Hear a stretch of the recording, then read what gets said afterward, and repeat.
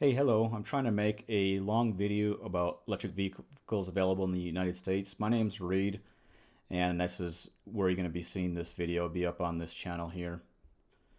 I'm basically going to be going through a bunch of information, including some different vehicles available, and I got a ton that are showing here that I've loaded up.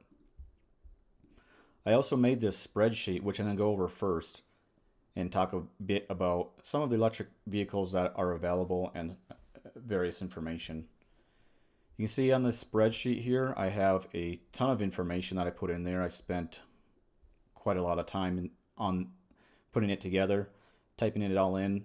I'm not really good at AI stuff, and it gives me errors, so I made my own by literally going in with a bunch of information and finding some of the more easily available information, including links to the cars that I'll be talking about that you'll be seeing as well.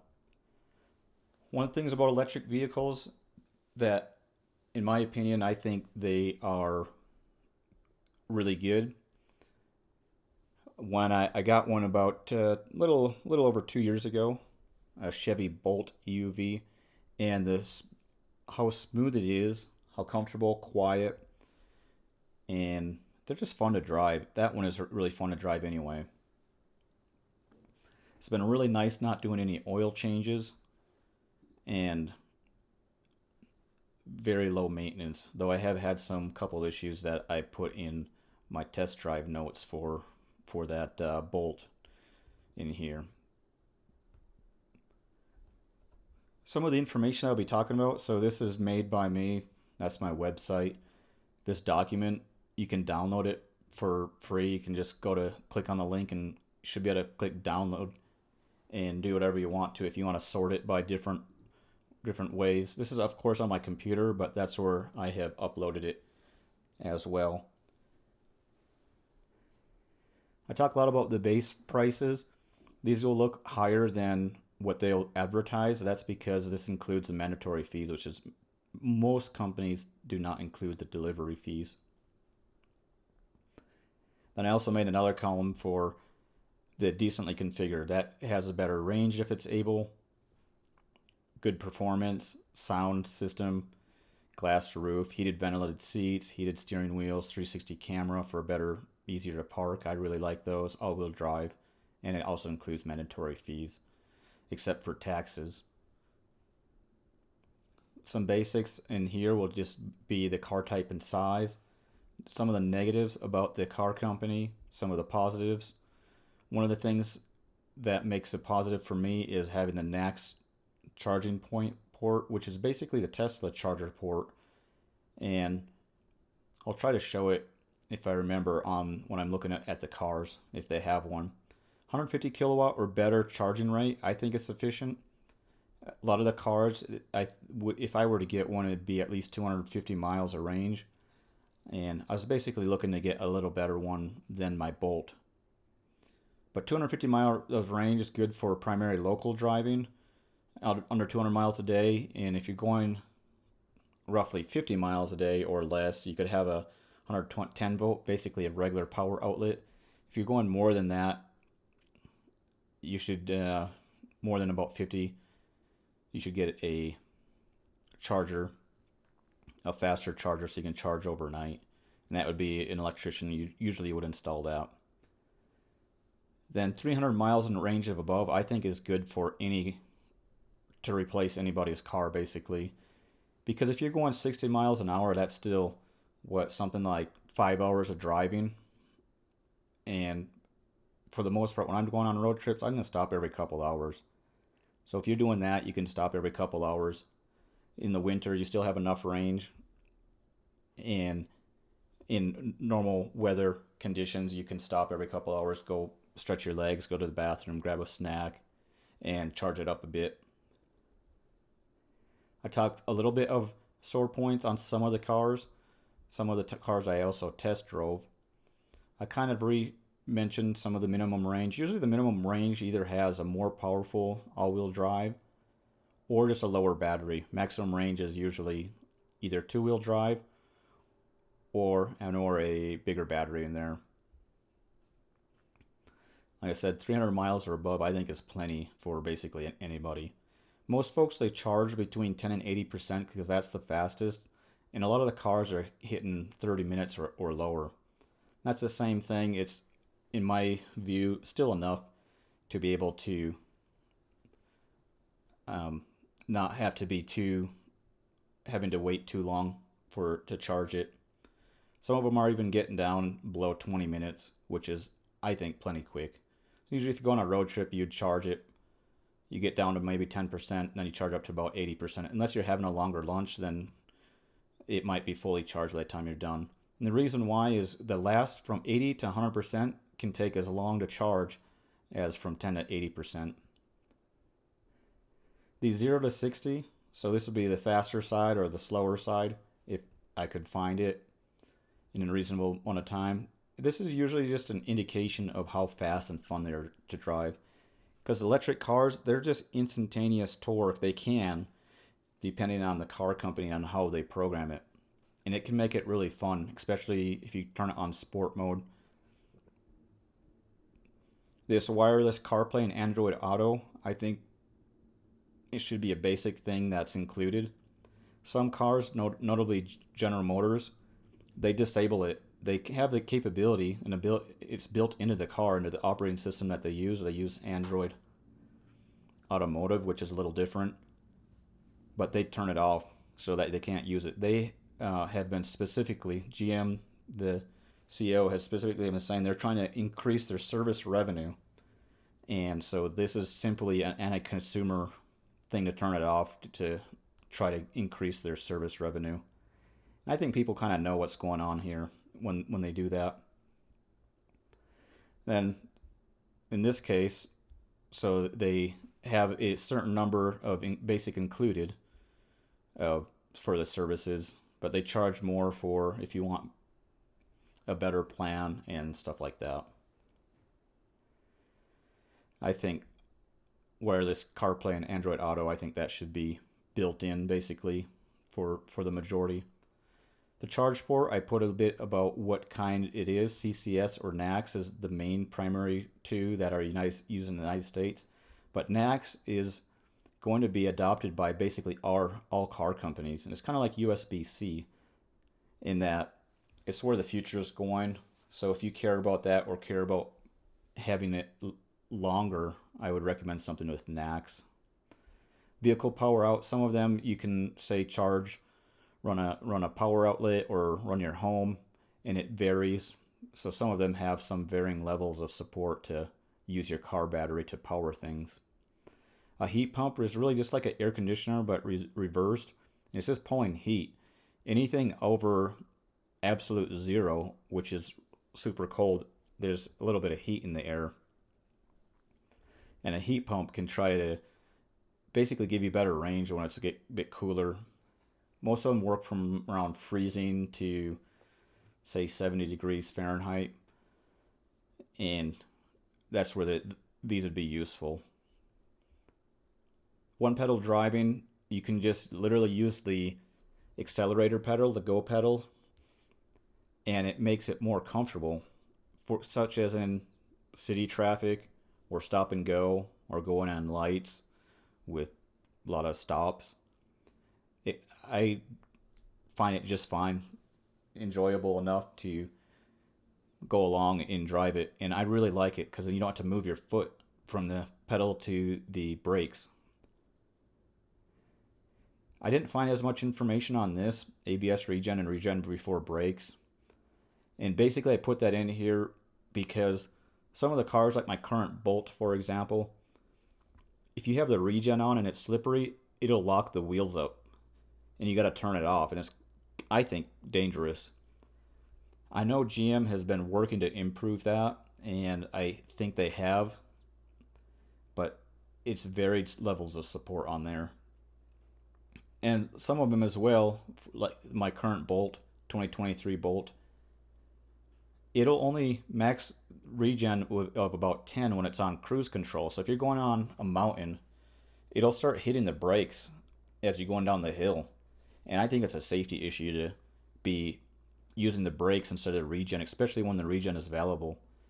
But you kind of have to have both of these working for the company to safely do it, because you don't want the wheels locking up as you're going down a mountain, say, just because it's a little bit slippery. Ventilated seats, I really like them. Since I got them, I've never had them before, but now that I have them, it's really nice to have. Heated seats, they can save on, basically help your range. 360 camera, I like these, especially it's nice for parking, so you're going to have a surround view camera. Glass roof, I like, especially if in the city or in mountain areas. Just makes it more open, bright, and airy. Some of the car companies, you can use your phone. You don't have to bring a key at all. Your phone is your key. Usually you need a subscription to do this. And basically it works so you can unlock your car, start it, you run it, you can do everything with your phone as you come up with it. Some of the cars, like Hyundai for example, Hyundai does not have automatically locking doors when you walk away. They've been having a theft issue, Hyundai has, especially in Europe is what I'm understanding, and I think it's probably a reaction to that, but I don't really know for sure. Some vehicles, Tesla started it, I would say. They have a built-in dash cam, so you can just put a memory card in your car and record dash cam from all the cameras that they have. And different car companies are starting to follow along and start doing that. The lane centering and distance following, it makes it really nice when you're driving. It's just really much more relaxing when you're driving. For example, Toyota, as far as they seem to be doing it pretty widely, Hyundai as well, and it helps to stay in the center of the lane as well as keep a distance from the previous car. Kona AI is a open source software, but a private company really made it open source, my understanding, to get around some driver assistant laws basically. So they make the hardware and they sell it to you for about $1,000, and then they have you download the software, the open source software, into it. But some of the vehicles, they can support this. You can plug it into the car and it will keep you in the lane and follow the distance depending on the exact car. GM is another company. They're trying to increase their service revenue, so they are trying to block this Kona AI from working. It does work in my current Bolt, 2023 Bolt. It might not be working anymore in the newer vehicles. I talk about the weight and such and different links that they have for the cars. So I'm going to scroll back up here. I'm going to slide this down a bit so it's visible at the bottom, something like that. And I'm going to go over here. One of the places that I got a lot of information just for general info looking at these cars is from Reddit Electric Vehicles. And they talk about, folks on here talk a lot about different cars and different issues, as well as what they like about electric cars. Just general car news. This electric, they have a automotive electric vehicle guide, and I like this sometime just to look over here and see some of the cars and some of the discounts. They track some of that and give you some info, such as, say, this car here has, if you buy it from this company, this dealer, they supposedly have it as a $13,000 discount. So they have quite a few different vehicles on here. But it's just a resource that I have thought is interesting, and I do mention it somewhere over here. I have the link as well right here.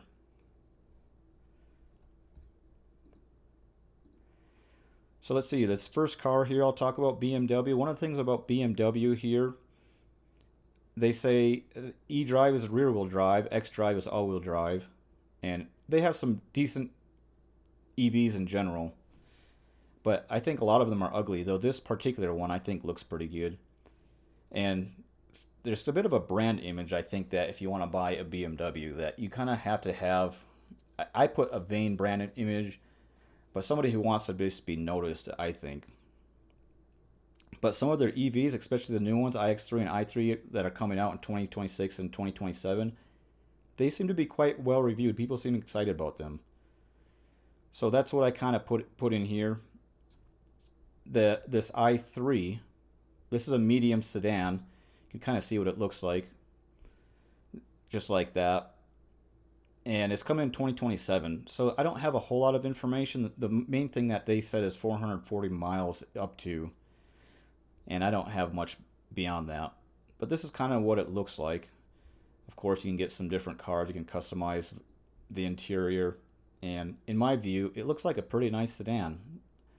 Like I said, it's a medium-sized sedan, and they're trying to modernize and give a lot of range. So this would be, I think, plenty of range for pretty much any vehicle. They don't have a price coming out yet, but it's likely going to be similar to this, starting around $62,000 or so.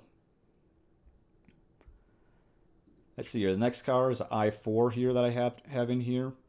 I'm not going to go over all the details about everything, but at least I'm going to show each of the cars.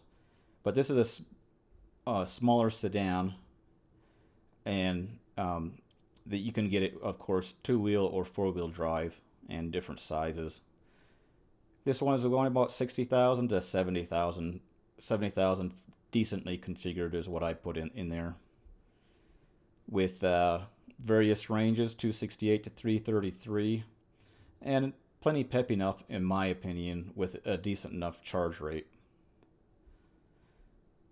I'm not going to talk too much about these sizes here, but you can see the sizes and the warranty that are shown over there, as well as what features are available and what are usually, if it says available, it basically means it's going to cost, you have to pay for an upgrade. If it says yes, it means all the vehicles that I saw available have that feature. Next one here was the i5. So it's a bit of a medium-sized sedan. These i3, i4, i5, these ones are a little bit of the previous generation. It's really the i3 and the i3X that are the newer efforts that they have bigger batteries, better range. Anyway, so this i5 here, you can see some of the info in here about how fast it is. And that's about 69,000 starting. And decently equipped, I put about 76,000. About 260 to 310 miles of range. And most of these are around 30 minutes charging time. The iX3 is about 21. But that's what it looks like. And there's your interior. You get that glass roof, which I like.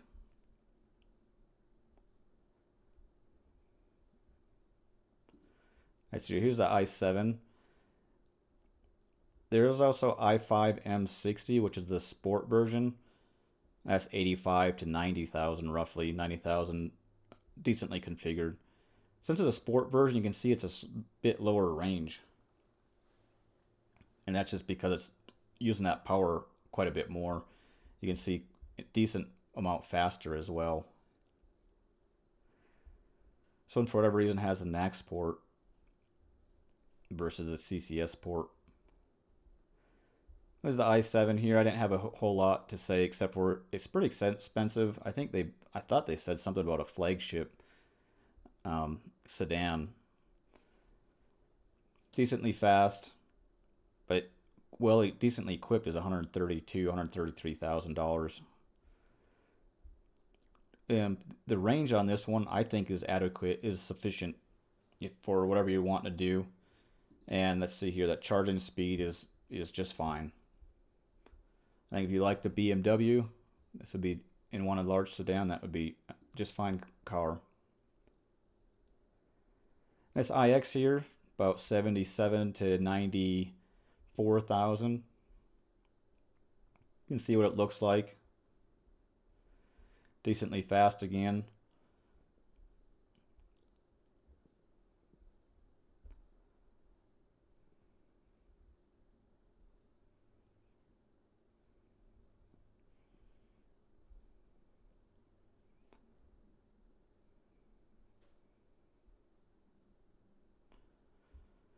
One of the things that I had a hard time finding out with this BMW, I believe that I had a hard time anyway, is, oh no, never mind. They do pretty much all have this wireless CarPlay and Android Auto. So it makes it really easy to plug in and use your phone. So basically, if they have it, it negates the need for the subscription unless you want it for, say, automatically starting your car, seeing the status when you're away from it, stuff like that. Anyway, I'll go on to the next one. The last. Let's see here. I think so that was the iX. And the last one I have here is the iX3. This one here, it's one of their newest efforts to make a compelling and somewhat more attainable SUV, coming sometime in 2026, mid-2026. One thing I just can't help but think of a rodent every time I see this front. They say people will get used to it, and maybe they will, but this would make it hard for me to buy it personally. But overall, the car seems like a solid offering, starting about $62,000. Of course, it has up to 400-mile range, as you see, and a pretty quick charge rate from 10 to 80%. So this 400-mile range, I think, is plenty.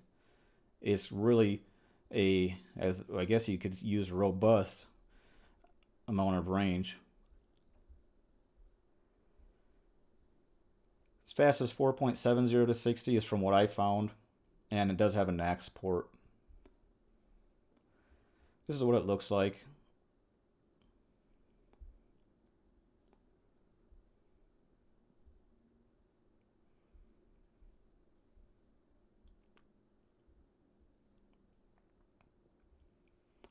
I guess when you're inside of it, you won't have to look at those rodent teeth coming in to bite you. So you could probably make it a little easier to ignore it.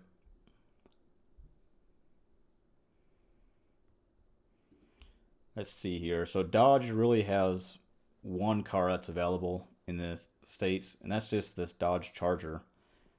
You can get it in a 2 or 4 door, I'm almost sure. It's it's a muscle car. So it's their modern take on a muscle car. They do something really strange that I find strange anyway. They have a exhaust sound. And it's super loud exhaust sound that they even play outside of the car for some reason. Starts about 62,000 and it's pretty decently equipped at 62,000 as well. About 240 to 308 miles of range, just depending on the exact version you're getting. Decent charge, pretty quick. Still has the old charger port CCS.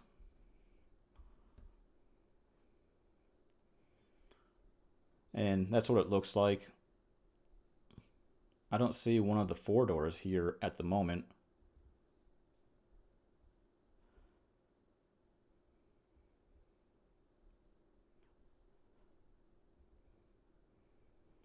Anyway. Fiat, they have basically one electric car with 3 different skins, I would say. They are working on some new ones. But let's see here. These are the 3 different skins. So they're starting about, let's see here, 33,000, even though it says with the delivery. And that's about as equipped as you can get it as well when you do get it. It's a small, tiny car with a small amount of range, about 162 miles. So it's really just a local city car. The charging at least is just fine, but it's such a small battery, of course, it can be faster with CCS port in there. That's what it looks like.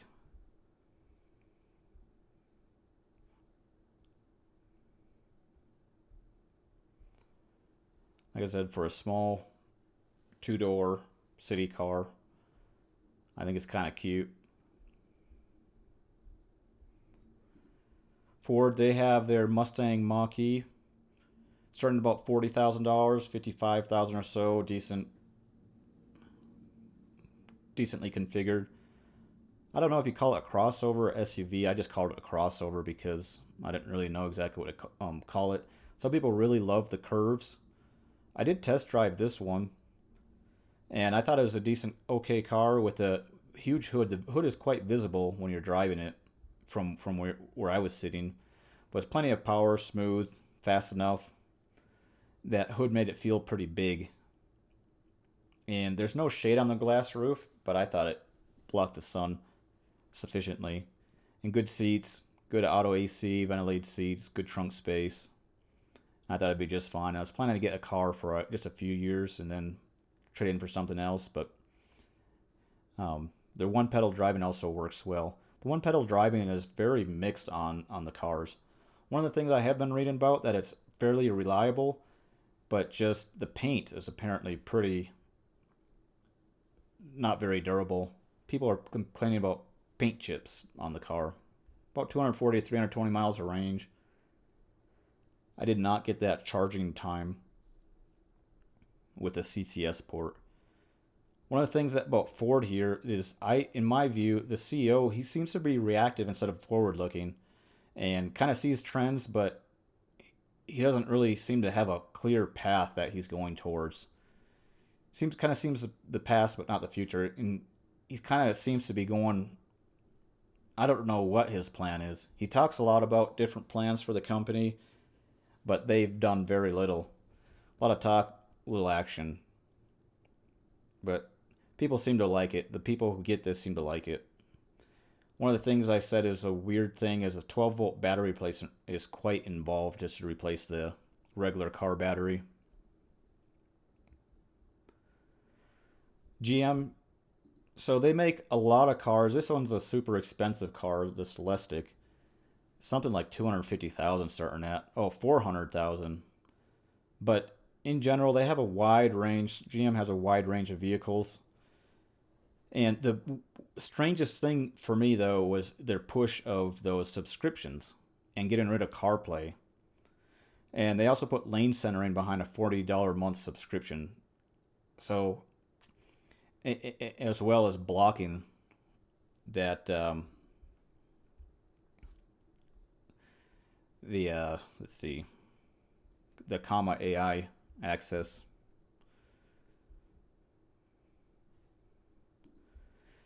But the leadership, as far as I could tell, the CEO, she seems pretty on board with EVs, and I think it's a pretty good lineup in general. But I thought the company agreed of trying to increase their profits even more than already record-breaking profits are by trying to force subscriptions and deliberately disabling the features that are there. They're just turned off. I thought that's pretty negative from a customer experience standpoint, and I don't like that. 2026 models and later, they should all have the NACS port, as far as I understand. So they are getting on board with that and getting those updated.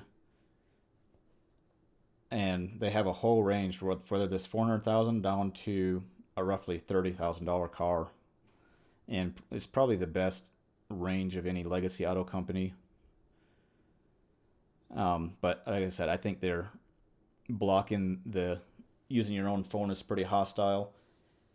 It reminds me of going back to those map and GPS days where people either had the phone mounts on the screen on the dash, or the GPS that's out of date, or using the paper maps. The reason, as far as I can tell, CarPlay was made was just to make it better for consumers because of that, I would say, car company greed. Anyway, the Celestiq here, like I said, it's a luxury hand-built sedan. It's huge, starting at the low 400,000. So I don't know who's gonna be buying these, but they have a lot of the features. I'm sure it's really comfortable and really nice car, and it looks quite fancy.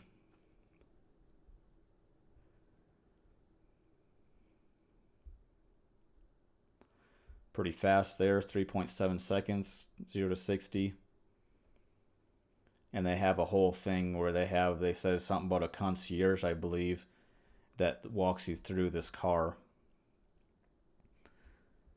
303-mile range, kind of a, I would think it'd be more than that, but that's what it is. The Escalade here, there's IQ and IQL, and I didn't actually find out what those differences were.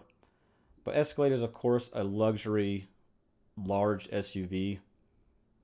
Starting about $130,000, it's well equipped at $130,000 as well. 460 miles of range or so, which is plenty of range. You could go anywhere and be just fine. And 0 to 60, it's super fast. Such a huge car, but it's super fast. Still the CCS port, though I'm surprised that they didn't switch it. Maybe they're behind. Maybe they're slower to update it, or they haven't updated it. Because I was just looking this month in March. I'm recording this in March 2025. I was looking this month about these vehicles and putting this together. Most of March I've been working on this in my free time.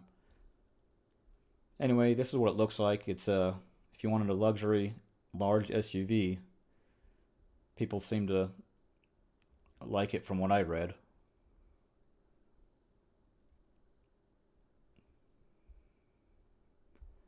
And of course, they have the different versions. As far as I understand, the Sport is mostly a looks change.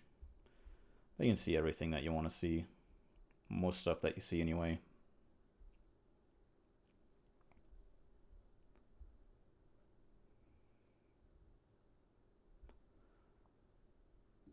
Let's see here. There's the IQL. I don't think I got to say much with this one. I pretty well showed it already. Cadillac Lyriq. This was a luxury medium SUV. Going from about 61 to 69,000. 69, well equipped, decently equipped. I only sat in it, but it was just too big for me, from my view. But if you want a luxury vehicle, I also thought this was overly complicated. I didn't really like those angles for the center console. But it's enough range, quick vehicle.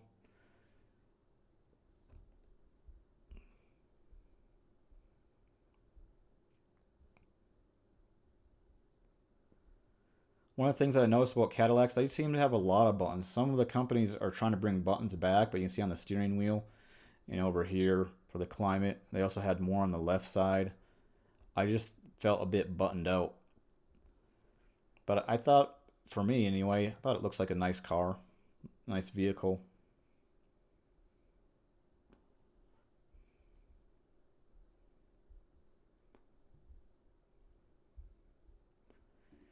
One of the things they have as well is like the Lyriq 5, Lyriq-V, and they make them, they're a sporty version of the regular Lyriq that I just showed you.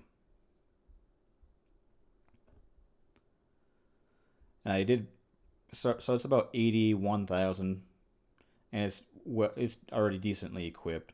So a little less range you can see, but a decent amount faster. I believe they lower them a little bit. They changed the look a little. They modify it a bit. But that's what the Lyriq 5 is, if you wanted a faster vehicle. The Optic here, this is more of a small, their luxury small SUV from Cadillac. About 53,000 starting to about 59,000. This is what I put on it. It's a little bit too segmented and separated feeling. The center console really blocks from your passenger. So if you like holding hands or anything when you're driving, it depends, I guess, on how far away you like to be sitting, but it feels like you're pretty isolated in your own seats. I like the white interior. They had a blue trim that I thought was cool. Decent drive. It's quiet. Good acceleration. Strong regen. GM makes really good, strong, and good GM regen in their vehicles. But I thought there were a lot of buttons and such to the point of being overindulgent and tacky. They did have a small squeak from the door, low to no wind noise, very pleasant and luxury service. The person who helped me out, they just welcomed themselves, asked what I was in there for, and brought me the test drive. They scanned my ID and brought me a test drive. A lot of the places, they want my email address, want my phone number, want me to fill out a whole thing. So I really like the service here. This is amongst the best as far as the experience. Good range, nice and quick. Then there's also the Optic 5, which I'll show here in a moment, which will be faster. So you can see here 3.5 versus 4.3, as fast as 4.3. A little less range. You also be paying a little bit more, about $70,000 for it. So this was that part you can see, that's the center console that feels kind of segmented. You can see some of the buttons as well that I just felt a bit buttoned out. You can see more buttons there and there. And that's kind of what my view on it was. But maybe people like that many buttons.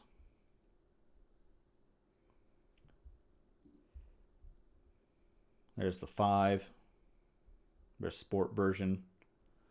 Slightly different look. Just basically what's going on and faster.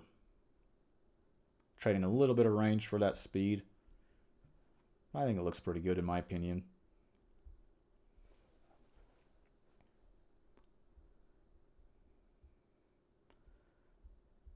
Vistiq, I think, is the last Cadillac I have, and that is their second largest SUV. About $80,000. 300 miles of range, pretty good range. Quick. Still a CCS port from what I could see. And it's going to be well equipped. If these numbers, if the prices are really tight together, it means they're pretty well equipped as they are. And of course, you would hope so for a luxury vehicle.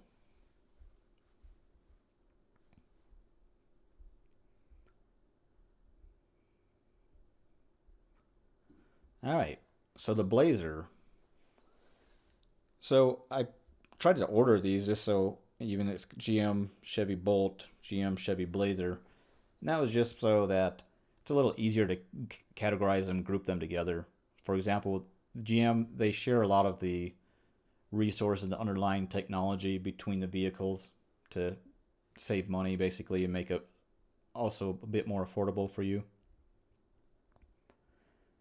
So this Blazer is a medium SUV.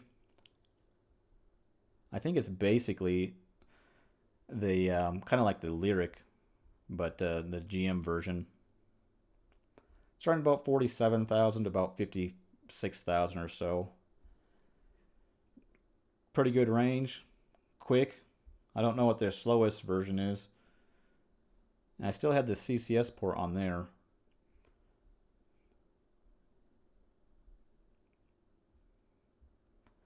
Of course, with all of these vehicles, you can kind of drag them. You can also see the interiors. I could have showed the interiors, but this video is already going to be long enough.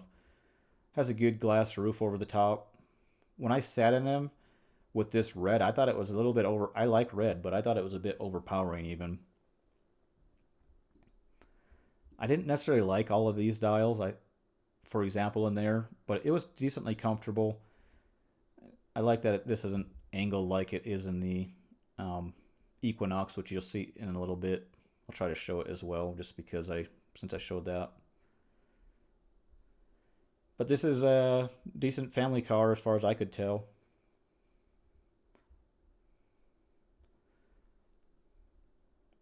This would be the Bolt. So I have the 2023 version of this. It's pretty much the same as what you're seeing here. So this starting at about 29,000 on the Bolt to about 34,000 or so, well equipped. It's front wheel drive only. So a lot of the prices, when I gave all wheel drive prices, but it's 262 miles of range. They increased the charging time.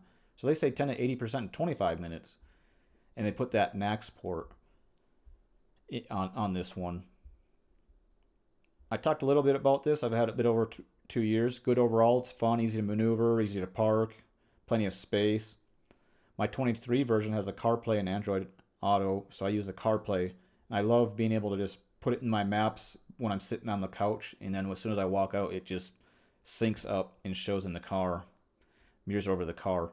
I did have a pump, some pump failed on it, and they replaced it. It was kind of annoying on that. And then sunroof on mine doesn't always close. Sometimes it gets stuck open. Front suspension on mine is getting squeaky. I got to bring it down into warranty to have them check it out. So I have had some issues on it. But one of the nice things, I think it punches above their weight, especially the cost, because you can get ventilated seats, you can get that glass roof, you can get the Bose speakers, white interior, and I think it's a nice, cozy car, and there's plenty enough space for a small family, starting family as well, in my view. Of course, my current car is slow charging, but this one fixed it, so the charging is plenty fast. Sometimes, if I'm going out when it's really cold, when it's below freezing, and I'm driving a lot in the day, kind of like in a day, basically a day trip, the range can feel a bit tight. And I don't know that I'd recommend it again unless you don't care about that CarPlay stuff, just because it's so nice to be using that. And they also block that Comma AI, I believe, which I use the Comma AI, and it lane centers and makes driving a lot more comfortable and easy. Anyway, there you can see the range. It's quick enough, 6.8 seconds. Put it in sport mode, it kind of feels kind of snappy and responsive. Kind of go-kart like is what some people would compare it to.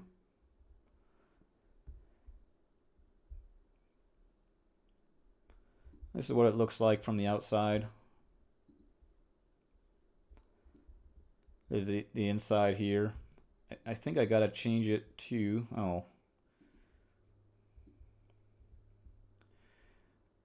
there's a way to see what the inside looks with the glass roof, but I can't see it in here. You can see it's nice and small here, so it's easy to just feel more connected to your passenger if you like that. Everything's really not too many buttons. You can still have your climate controls in there. Everything is pretty handy.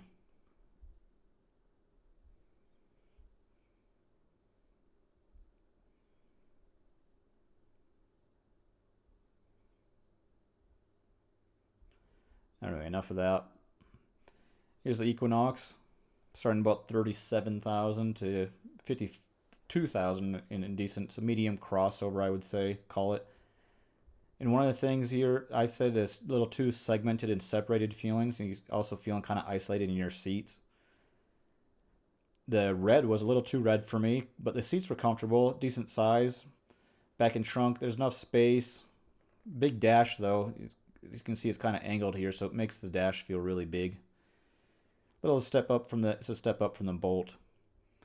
But the dealer that I went to was just really annoying. They had me go through a sign-in process with a questionnaire. I had to do a quiz before they'd let me go test drive it. So that could have been just that dealer, but that was pretty annoying for my version. Low road noise is decent. I think is a decent mass market average typical car is what I kind of felt from it. Good regeneration again and acceleration. Good range as well. Plenty enough range from my view. Pretty quick. I didn't put the charging time in there. I don't think I found it. And I thought they changed the NACS, but they might have not changed over yet. They must not have.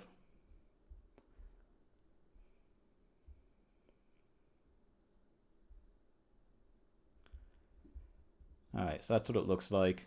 And then the interior. I'll show you what I mean. So one that's kind of angled, I think that's kind of ugly. But it's also just wider than what I currently have. So maybe if you have something like this already, it'd be just fine. But it is a comfortable enough car. And you probably get used to it. I'd probably get used to it. I thought it was a pretty well laid out car. You can get white interior if you want as well. Kind of like this. I personally like it. Tesla seemed to be kind of get big on that, and all the other car companies seem to be following.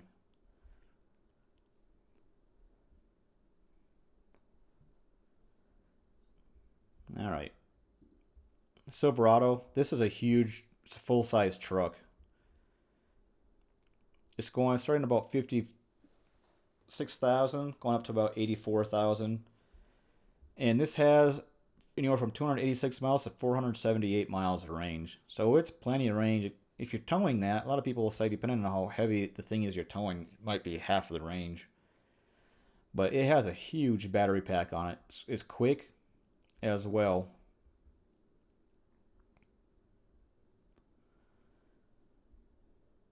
A lot of these cars here, they have different discounts, and some of them advertise pretty heavy discounts, like Polestar and a bit. They have a huge discount.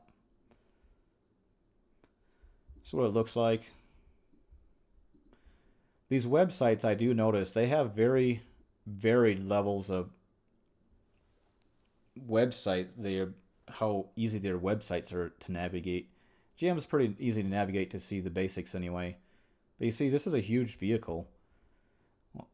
Like, you can see how wide this center console is, and it feels huge. About an average sized person, but I felt tiny in this car, especially coming from that Bolt of mine. Of course, they have the different trims and such.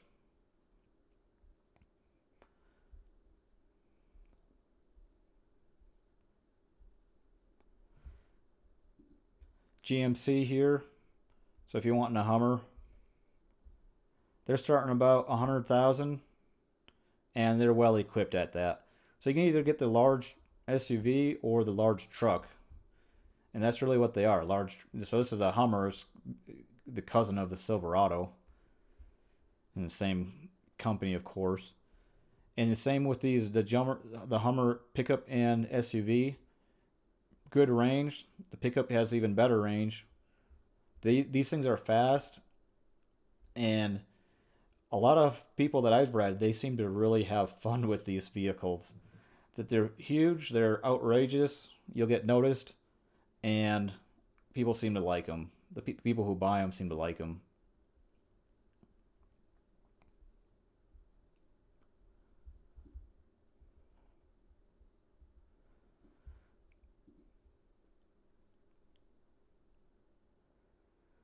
It's taking a little bit. You can get a glass roof on them and everything. You get a lot of the luxuries on it. You can see here, similar look and feel, more rugged look. Maybe kind of looks more like a Jeep in a way. And it's still a huge vehicle. You can get them with these removable sky panels. So you can see they took off part of it. And so it's pretty a nutty vehicle in my view. So here's the truck. I'm not going to spend too much time on it.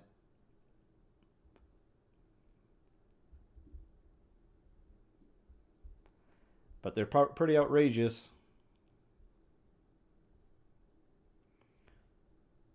See, the last GM is the GMC, the Sierra. So Silverado, of course, or the Cadillac truck. They all share some of the same parts. So this is the Sierra, starting about 65 and 87,000 for well equipped. One of the interesting things is once you start upgrading some of the base cars, say from Chevy Silverado,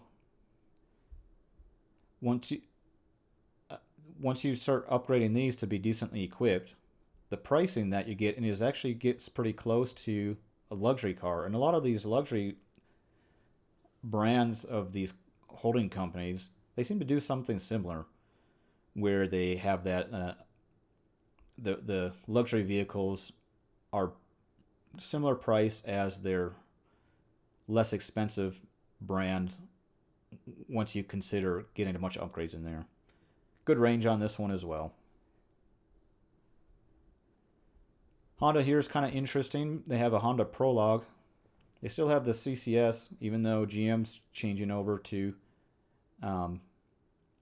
And the reason I say even though GM is because GM makes this shell, the base at least, for Honda. I think Honda, I don't know what level of their involvement is on the top, but it's basically a GM vehicle. GM bing bongs and such like that. So the from my view, Honda, they had a really lackluster start, and but you can get CarPlay and Android Auto. They've reportedly been lobbying hard against EVs, so they've been kind of dragging. But this Prologue is pretty good. People seem to like it, but it's kind of a bit bouncy and boring for me. But I think just fine as a car. If you want an EV, a family EV, I think it's just fine, especially when you can have that CarPlay. In my view, GM makes a pretty good vehicle overall as far as their EVs go. Pretty good selection, decently reliable as far as I can see on Reddit and such. And I've thought about buying it, but I just haven't got come around to it.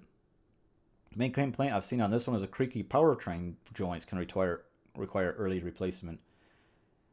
Basically, the joints up in the front, but they start squeaking. At least it's not catastrophic, so you have time. I test drove one of their vehicles without the ventilated seats, and I realized I really like the ventilated seats and 360 camera, because I thought my butt would get a bit hot and sweaty otherwise, and I like the surround view because it makes it so much easier to park. But this car drives just fine. It's just fine, family car, decent one-pedal driving, decent enough acceleration, feels big with a big feeling hood. It's nothing special, but just fine is what I put. Looks like I could have had that over actually a line below. But anyway, so the Honda Prologue here, so that's starting about 49,000 to about 60,000. 3 to 308 miles, over 35 minutes from 10 to 80% charge. And they do have that CarPlay, and decent amount of options available.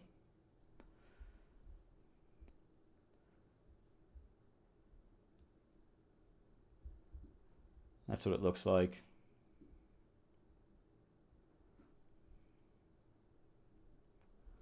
Thought maybe there'd be an interior button as well. Thought it looks just fine. I wouldn't hesitate. I'd be okay getting it if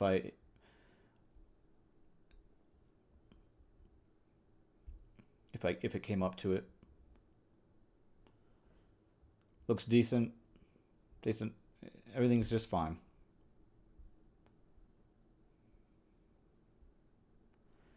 All right, this next one here I'll talk about is from Hyundai Group. Hyundai has like a few different brands. They have the Hyundai, let me do this here, Genesis and Kia.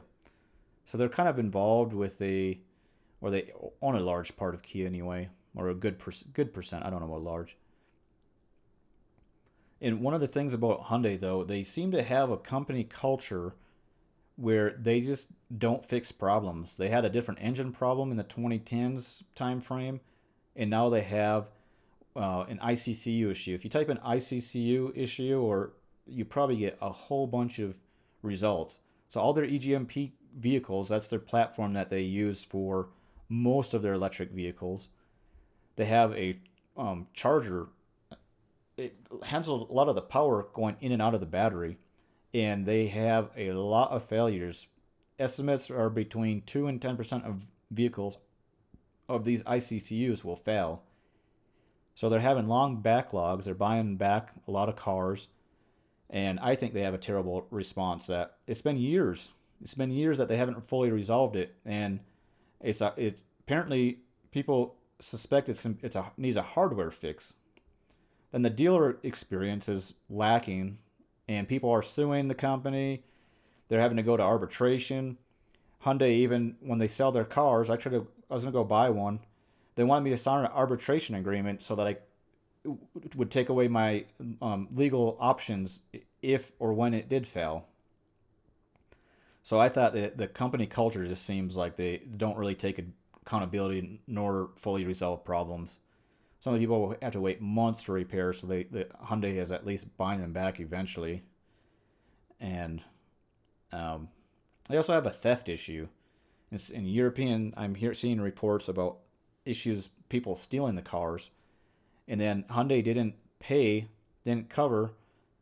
They're trying to charge for the upgrade and make them more secure to pay for them, so they'd be less likely to be stolen. but it still seems to be kind of prone to theft. You probably heard of the Hyundai boys, and it's just been a multi-year issue of their people stealing their cars. So apart from those ICCU and related dealership issues, I think they have a really compelling vehicle. Hyundai in general is probably the second most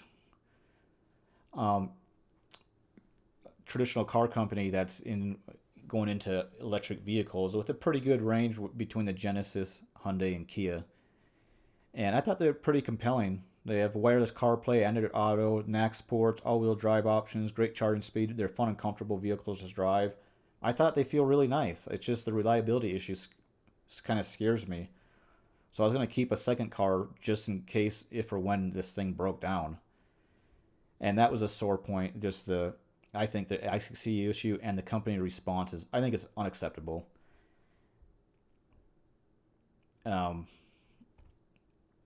that was the general information I have on that. Let's shrink this back down a little bit. And I'll show you this here. So this is the Ioniq 5 sub on Reddit. So a lot of these cars or companies, they have different groups that they can have on here. But you can see, like, for example, they have the ICCU mega thread.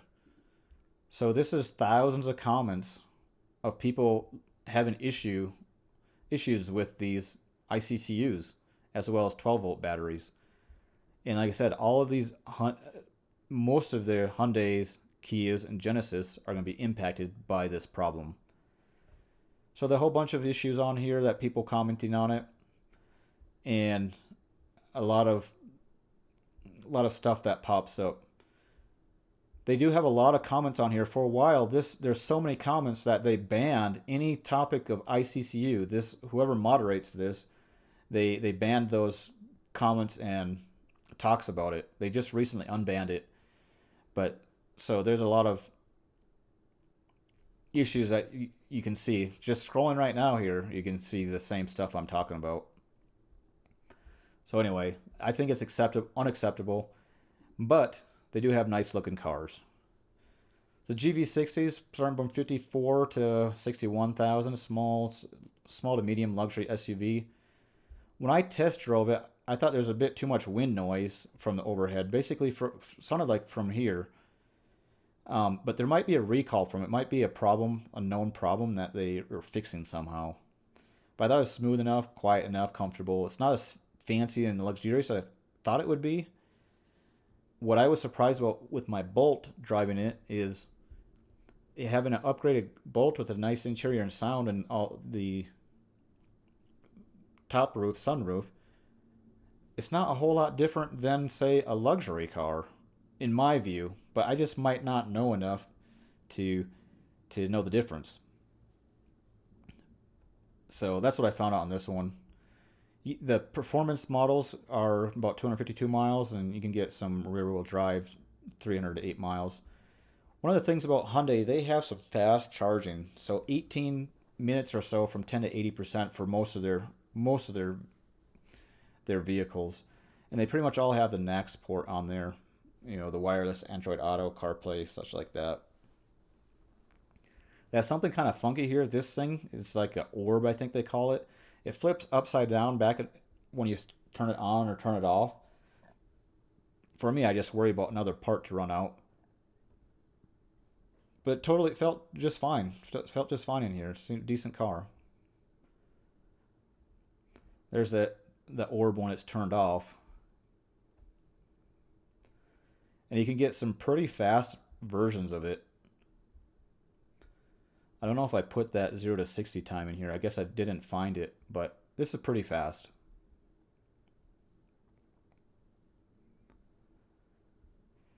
There's what the NACS port looks like. That's what the NACS charger. So that's the Tesla charger. It's just smaller, and you can see it's one plug. It's easier to use.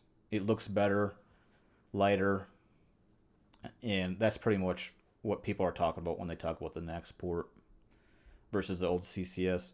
CCS is big and bulky and clunky.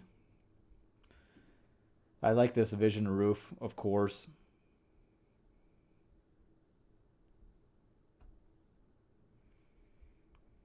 Anyway, they also have a sport version, 4-second 0 to 60. It's coming in 2026 is the plan. So basically, it's the sport version of the GV60, and I think it looks pretty fun. It's still a luxury car, so it still has you can have the glass roof on the top. You can have nice interior and all that, and also be really fast.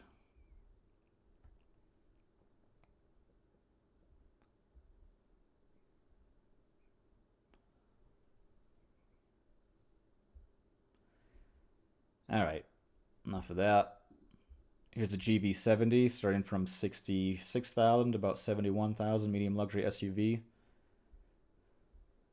About 200 up to about 263 miles of range, 19 minutes charging from 10 to 80 roughly. And what was the 0 to 60? Pretty fast car. Still kind of the older platform, and from what I looked, I think the GV70 has multiple versions. So this one's electrified. I think you can get hybrid as well as a gas. So it's not really fully optimized to be electric. I sat in it, but I didn't put any notes out about sitting in it, and I thought it was just fine.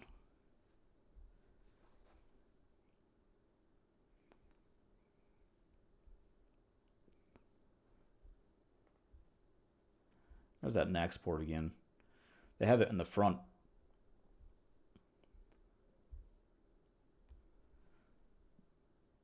Here, Kia. So Kia has their EV6. So these three, of course, like I said, they share a similar platform. Starts about 45,000 to about 61,000, decently equipped. So it's kind of a medium-sized car. I only sat in it and looked at it. It's just not really a style I like, so I didn't test drive it. But still has that fast charging time and a decent enough range. The sporty one is shorter range, but you can get a pretty long, decent range on there too. From 5 seconds to 8.30 to 60. They also have a GT, but I think they're discontinuing the GT in the US, as far as I could tell.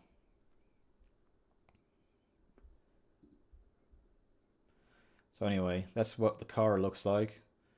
And let's see if it pulls us inside. Kind of does.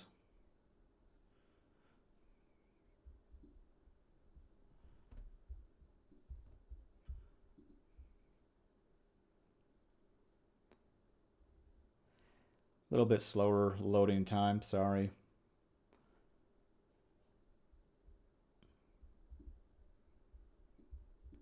For me, this looked just fine. It does still have that same angled thing, but it looks just fine, and sitting in it was all right.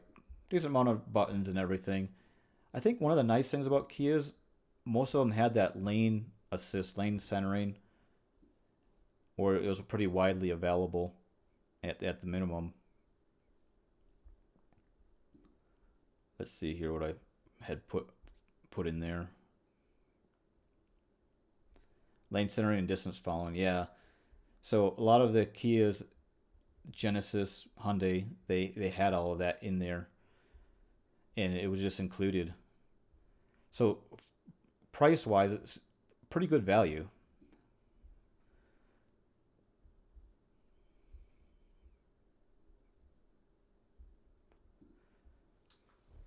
There's that GT, which I said was discontinued in the USA.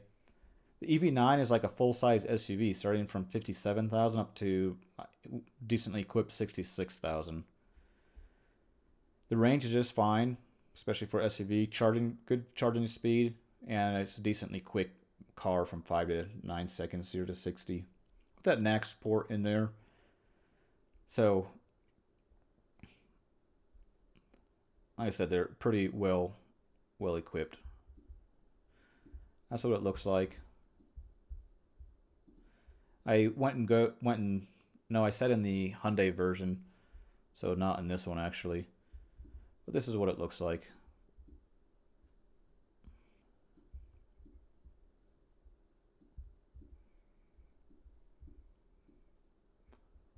Plenty of space. Then they have a Niro. A Niro is really a small vehicle, 253 miles. It's kind of like the Bolt, slow charging. They're replacing it with, I think, it's the Kia like EV3 or something like that. So it's kind of on the way out. Appears discontinued, so there's not really much more to say about this one. About 42 to 48,000. Going to the next one because they're just continuing it. Ioniq 5, I really like this car. This is one of my favorites, except for that ICCU issue. Starting about 37 up to 51,000, decently equipped. Kind of a medium crossover. They call it SUV, but I don't know if that's the best way to say it. And I thought it was good as a package, just the company culture and reliability problems turned me off. My partner really liked it, and it kind of felt familiar with a bit more space. Comfortable, spacious, good view, sunroof is decent, and the sunroof closes. Not all the cars close or open, as in they have a shade that closes, not necessarily opening to make a hole into the sky. They talk about understeer. I did feel that in going around the corner. Fun acceleration. And I like this better than GV60 and the Prologue even. Decent range, and that charging speed of 20 minutes really does a lot. People love road tripping on this. The people who are okay with the reliability and having to possibly be towed, they're okay with it. They do something kind of weird where the subscription, they include it for the first owner. So if once you sell it, the second owner will have to pay to be subscribed, but at least they have the wireless CarPlay and Android Auto. All their cars have pretty good one-pedal driving. One of the problems that people talk about with the Hyundai Kia Genesis is you got to turn it on every time. It doesn't remember your setting. And I think that's for the EPA mileage rating. To get this rating, basically I think they had to not save that and carry that over. There's also going to be that 5N version. I'm just going to show them both at the same time. That's about 68,000 to roughly, and pretty decently equipped at that price too. So this is a fast one, slower range, still the fast charging, but it's quite a fast car. This is what it looks like. Seems polarizing, the looks. You either like it or you don't. I really like it, but I also liked some other funky cars in the past, like the Scion XB. So talking about that NACS charging. You can do some power out stuff, vehicle load. So they talk a little bit about that. And that's what I'm saying. It's a pretty well equipped car, and for the price that they're charging.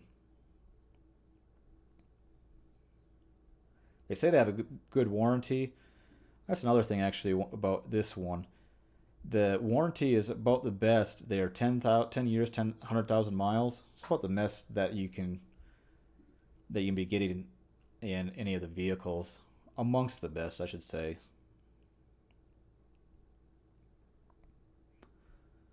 I wish it showed the interior a little bit better. That's the exterior. One of the things I thought looks kind of cheap is these panels. I'd rather have the same color as the car. I think it just looks kind of tacky. You can see it, for example, on the red. And for whatever reason, I just didn't like that. So what the interior looks like. And I like that. It felt cozy. It's a fairly big car. It looks bigger. It's bigger than it looks, but fairly cozy. You can either easily hold hands when you're driving. Nice spot to charge your phone, and all the controls and such. There's just enough amount of controls and buttons for my liking. Let's see if it has the glass roof on the top. It does. And you can see where that shade, they come from the back and the front and meet in the middle to close up.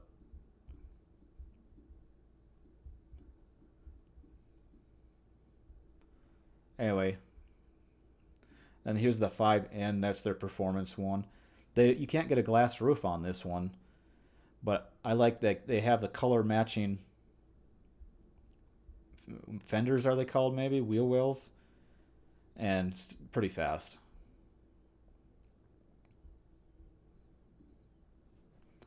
The Ioniq 6, they're discontinuing this. This is Ioniq 5, the Kia EV6, the Genesis GV60, they all had the same bottom basically, and this is their longer range. You got a lot more miles on this than you got on the other one. It doesn't. I didn't even pull up the info on this since they're discontinuing it, but it had more range. It's more sleek and more efficient, and that was pretty much what was going on with that. Ioniq 9, this would be the same, the Hyundai version of the Kia EV9. So it's about 62,000 to 73,000 or so. It's a full-size SUV. See, it kind of has that sleek look. About 330 miles of range, roughly. Decent charging, about 24 minutes. They advertise a lot of their deals on here. That Hyundai, the Ioniq 5, had like a $10,000 discount, something like that. They're advertising. Then they're advertising this on here as well. So a number of these cars, even though I put the price there, they're actually pretty discounted at this month, in March anyway. So you can see a bit what it looks like.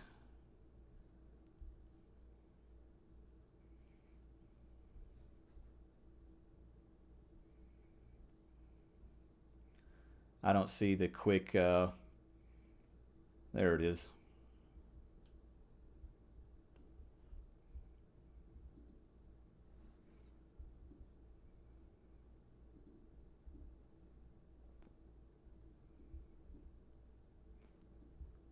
I don't really have much more to say about this one. I sat in it, I didn't drive it.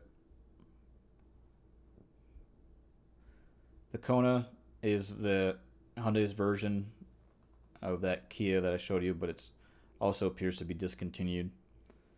Starting at 35,000 to 43,000. Jeep had there a Recon. As far as I can tell, this is coming soon, or it might be coming soon. Starting at about $67,000. So Jeep has been kind of slow, about 230 miles of range, decent charge, decently quick.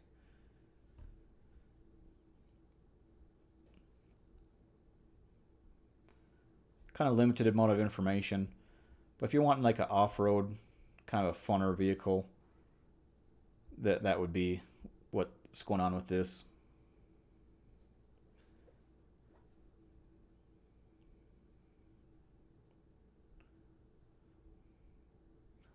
There's the Wagoneer here, and this one is kind of a medium SUV, starting from about $67,000 to $72,000. About 300 almost 300 miles of range, fast charging, decently quick, and but they do have the CCS port on this one.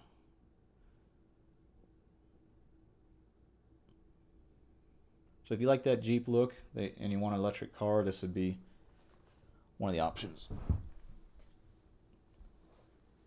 can get some funky colors.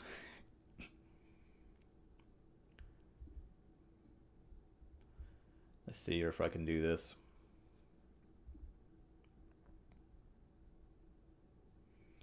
I guess their website doesn't work so great.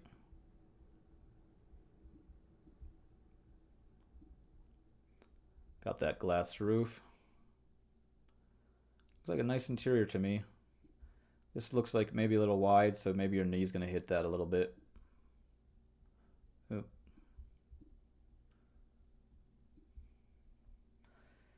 All right, so let's see. Lucid.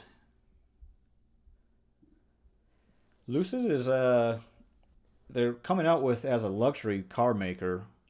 So that's what they're known for, luxury and good space. They're really pushing a lot of space, and they do. I've rode in them as a passenger, and they're really smooth and quiet, really comfortable. It's like a limo, kind of used as a limo or taxi that I was in. So they have amongst the best range that you can get in any of the cars.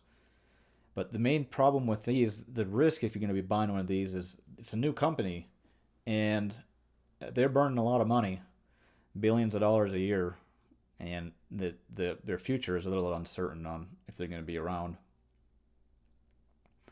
This Lucid Air, you can see what it looks like, starting from about $73,000. Decently equipped is about $90,000. You can even get some that are up to 250,000, like the Primo, very extra car. They start at 420 miles. That's where they start at, up to 512 miles. So this would be excellent, more range I think than anybody would need. And that super expensive car is about 1.9 seconds 0 to 60, then 4.5 is their slow version. So even their slow version is really quick.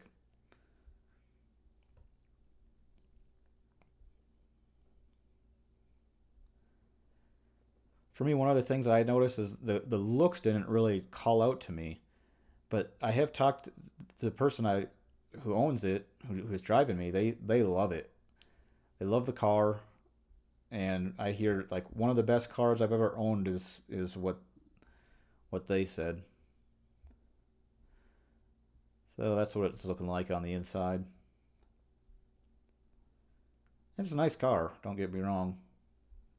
And if you want a car that's a luxury car with amazing range, and you're okay with the car being a new company, then this could be the car for you. They also have the Cosmos. Apparently they don't have the web have it up on here yet, or if they do, I didn't open up the link. Yeah, they only have these two on here. So Cosmos is going to be a medium-sized SUV, starting around 50,000 or so. I've just put 55,000 in here. It's planned for, well, it's really planned to start late this year or in 2027, something like that. So it's going to be medium, a little bit more affordable one. Then they have the Gravity, which the Gravity is also a large luxury SUV. So instead of the sedan, it's a large luxury SUV, starting about 80,000, 83,000 well equipped. So even the base model is pretty decently equipped. And this also has a great range, and it is really quick. They put the NAX port in this one. So they say it's like a SUV. Some people call it it looks like a minivan, which I could kind of see their point. But you can see their space there. They really are known for their space and using it really efficiently. People say it feels really big and spacious inside is what I understand. I should go sit in one of these Gravities. I have a store and that's not too far from me, but I just haven't, or just go on. I could go on a test drive, I guess, if I wanted to. That's about what it looks like.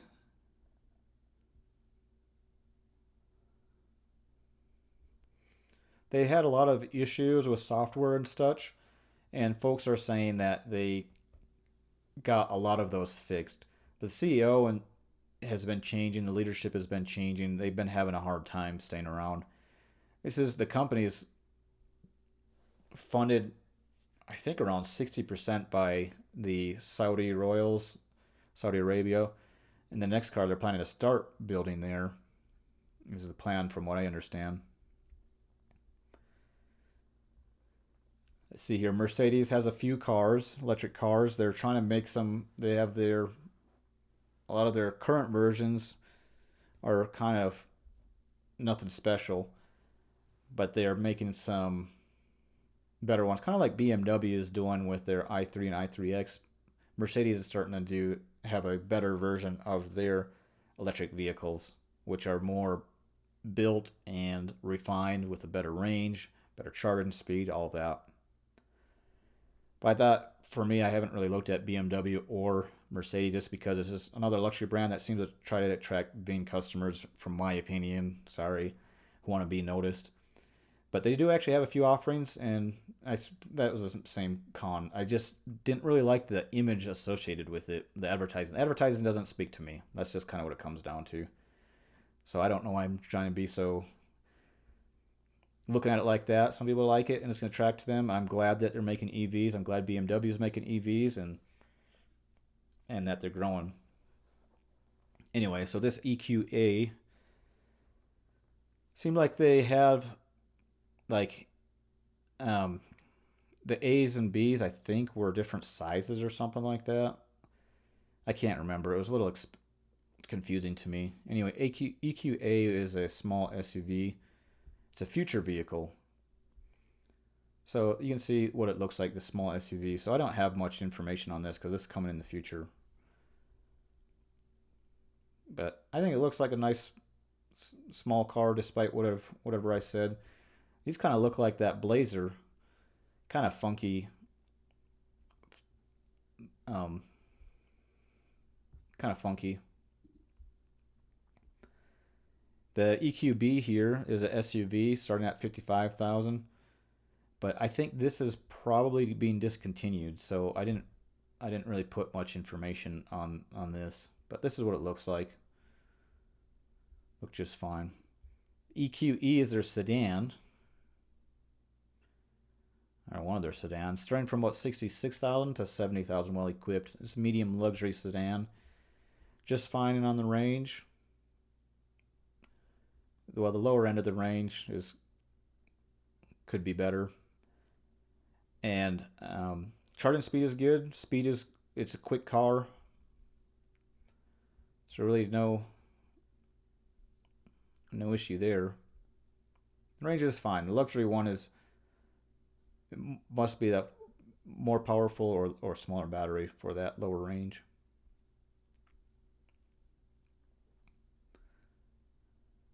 Anyway, that's what it looks like. I don't have a good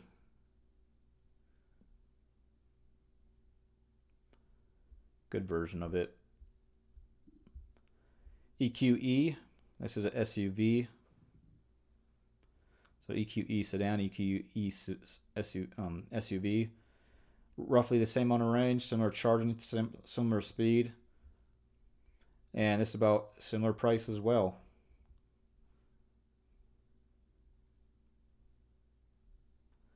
I can't remember which were the vehicles that they're updating. This one looks pretty modern though, so maybe it's these.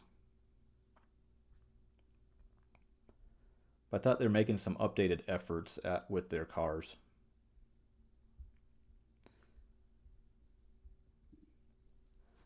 EQS is a sedan, 66 to 70,000. No, sorry, that's the wrong one. 101 to 105,000, large luxury sedan. There you go, flagship of the electric fleet. A good range, good charging speed, fast car, and so they are really making it the flagship.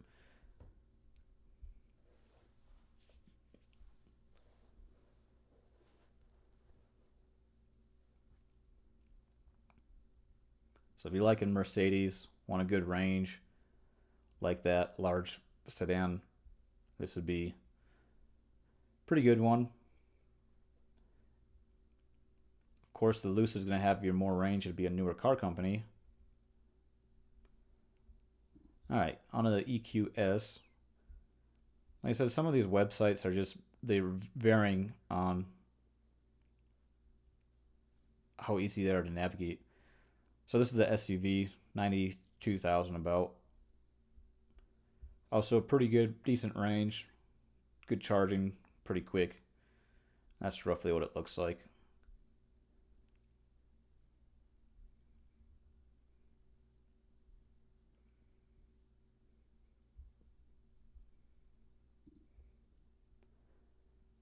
Here's a EQS Maybach.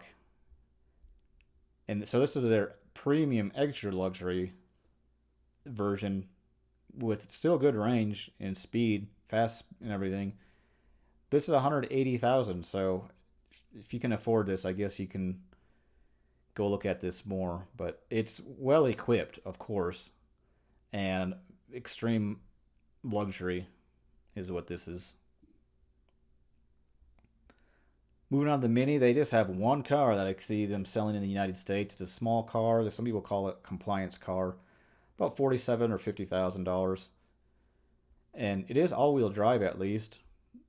Kind of low on the range, so you're going to be using this for mostly city. Just fine charging speed and fairly quick. Kind of a small, fun car is what it looks like.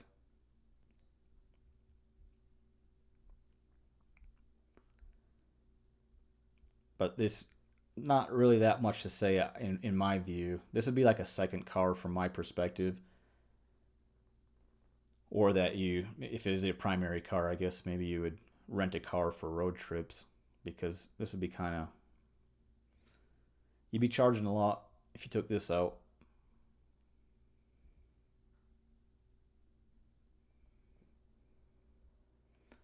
Nissan here, they've been having a hard time. Of course, GM in the late '90s or so, they had that their first, I think it was EV1 or something like that, that they made. Then they tried to crush them all. They had them out on a lease. Very few survived the crusher. Then Tesla came, and I would say Tesla is the reason EVs are even a thing as they are today, particularly the amount. But Nissan was pretty big early on with the Leaf. Then they just hardly changed it. They had released it, and then it wasn't really compelling for a long time. So they had the Aria, and they discontinued that in the U.S. Apparently, in the rest of the world, they are still selling them in some parts. And then the Leaf, they used the Aria platform, what they learned, to re-envision the Leaf. And I think it's become a decent car, as if you find with a small kind of CUV front-wheel drive, starts at 32,000 to about 41,000 well equipped. I think it's pretty good. 259 to 303 miles. 259, so it's the same battery pack. It's just if, depending on the features. And 35-mile range. On the one side, it's a CCS home charger. On the other side, it's the Tesla fast charger. So it has both built into the car. And it has that CarPlay and Android Auto built into it. They say it's, of course, starting at 30, but once you include their fees, it's a bit more. And I drove it a long time ago. It was a bit of a dog, kind of slow. But I think they made it into something compelling that I would like to go test drive it again. Because I think it's looking a lot better, as far as I can tell. Looks like the 360 view is not working for me. They also did something interesting where they have the, I think it's called electrochromatic roof, where they can dim it. So there's no shade, but it's electronically controlled there. Little video on the interior.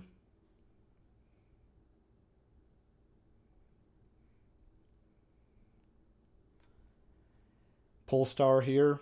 So one of the Polestar is another new electric company. Lucid, Polestar, Rivian. Those are all pretty new.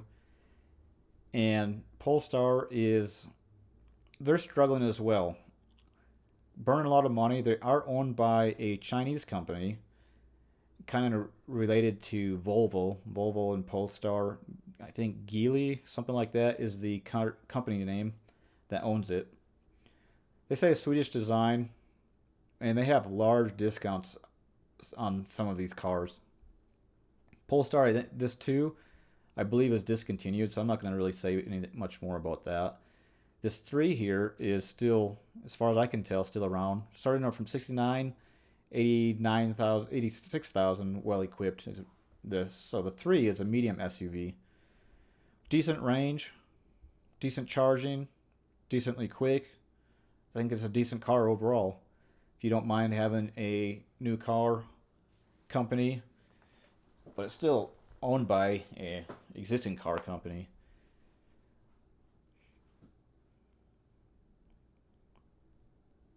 You can see here, you can up to $18,000 towards a purchase.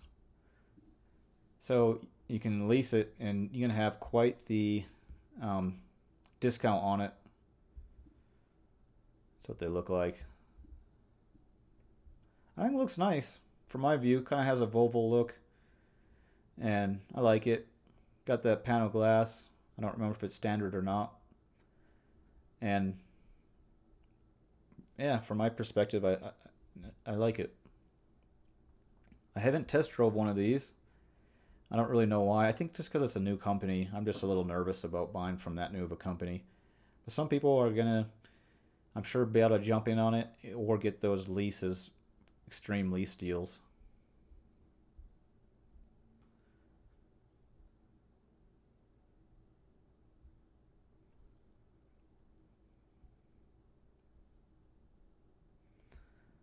See here, Polestar 4.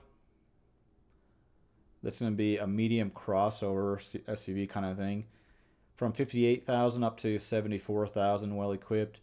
This is kind of funky here because they have no windshield wiper. They have no black back glass.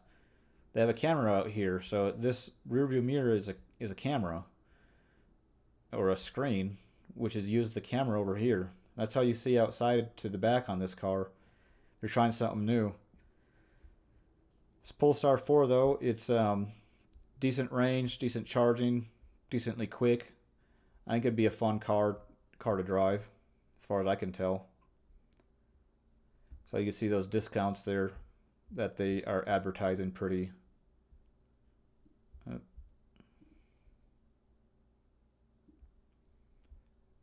And from my view, it looks pretty nice. I wish I could show you the interior like that, or I remembered, but this is already a long video. It's already an hour and a half, so.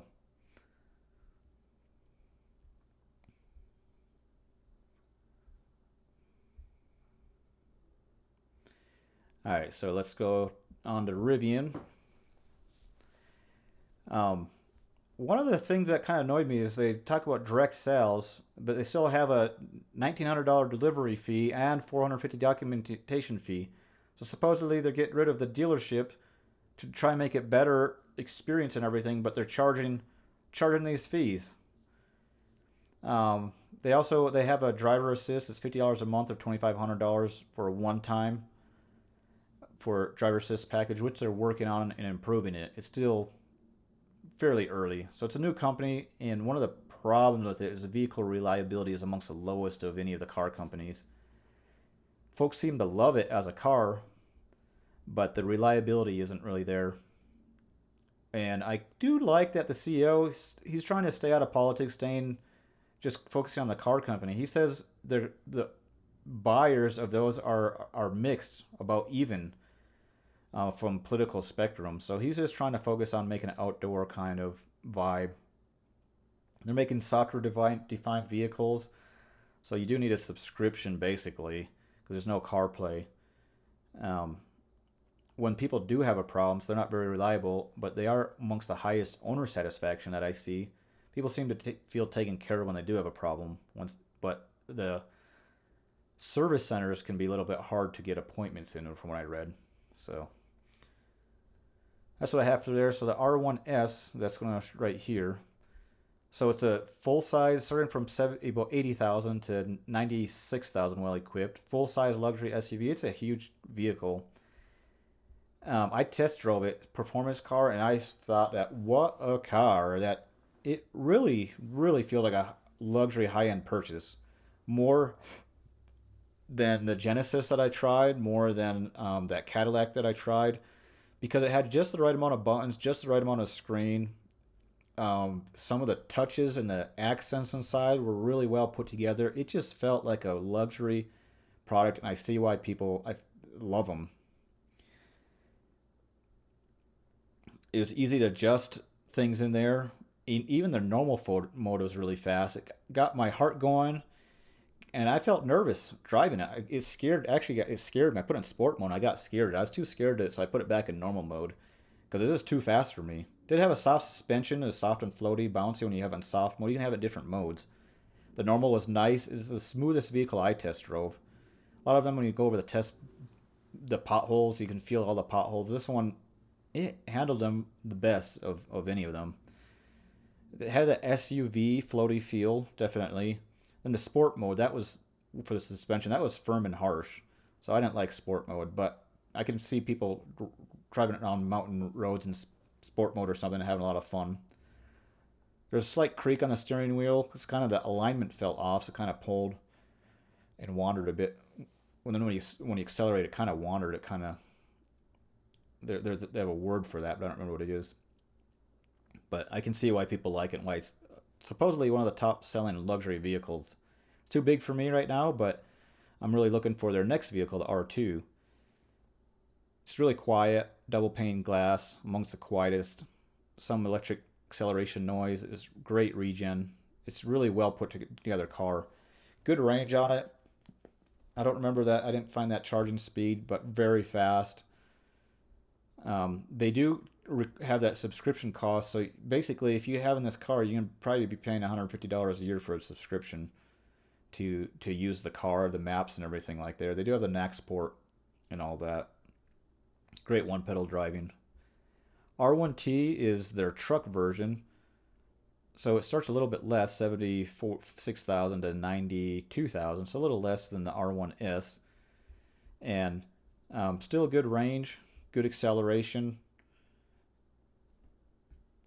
And I'll show what this R1S and R1T look like. Here we go.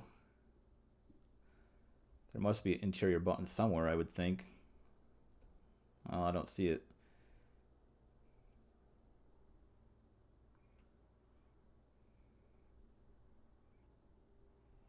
Anyway. There we go.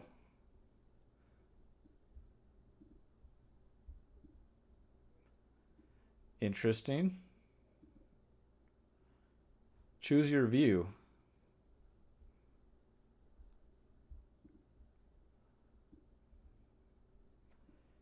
I don't know how to work this, but I thought it was a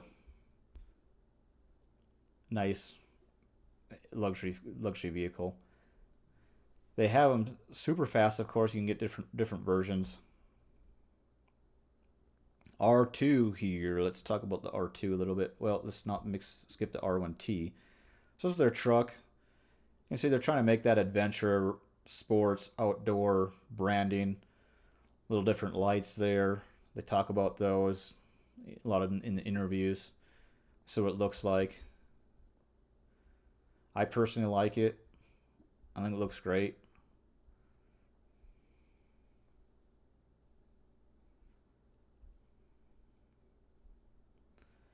Inside is going to look kind of similar. We'll see if it, yeah.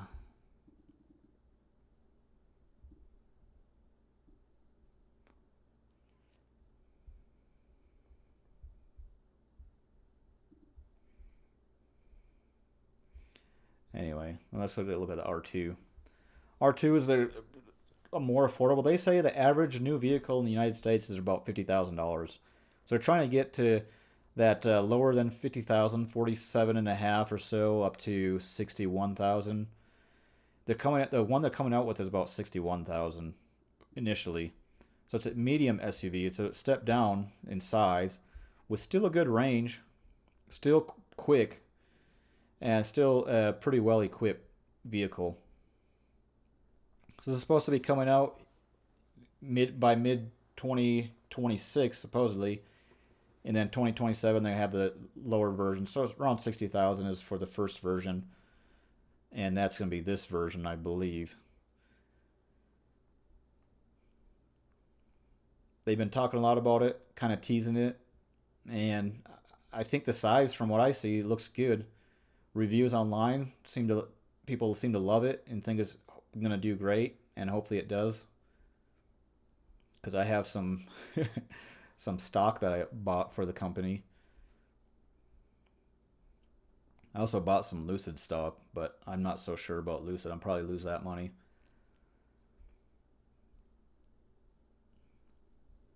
Anyway, I think that's enough of that. So Tesla here, I'm going to just talk a little bit about some information on it. I think Tesla is the reason all these other electric car companies are coming around. They are a trailblazer, really. And they defined a lot of the stuff. The one pedal driving, for example. They kind of came out with it since they were the first and the biggest, not necessarily the first, but they're basically the first to get big with electric cars. They kind of defined a lot of the stuff, such as the port. Now all the car companies are going to that port. The charging access all around the country. The just plug and charge. One pedal driving. And stuff like that. They, I believe, kind of defined where the industry was going. So they did discontinue the S and X, so they have just 3 cars. They have a $2,000 destination, I should say destination, and $250 order fee, which I included in the prices. So that was the same thing. Why would you be online direct to consumer and still charge extra fees to buy a car from you. Doesn't make sense. Should be better. Though their website and such is pretty solid. One of the problems here is their CEO appears to be a fascist Nazi and spending hundreds of millions to sway elections to his favor. They also made their driving assist package and basic driving assist features require a subscription to use. So Toyota, for example, will do the lane centering and distance following. They're putting it behind a subscription because apparently the CEO, their bonus is tied to subscriptions. But like I said, they set the standard for EVs as far as I'm concerned. And people have had a very hard time catching up. They've had it for years, top sales for theirs. Their charging network, it's unmatched. It's mostly open to others. They set the one pedal driving as a standard, really. And even though they do require basically a vehicle and app subscription, it appears to be created as a competitive advantage, as far as I can see, to benefit consumers, not as really a money grab such as GM is doing. Because it's about $100 a year for their subscription. And that's less than $10 a month for a car. You can use your phone as a key. A whole bunch of benefits to it. But that's, of course, a sore point. Brand image associated with Elon Musk, Nazis, and fascists, and leading to increased vandalism against the vehicles.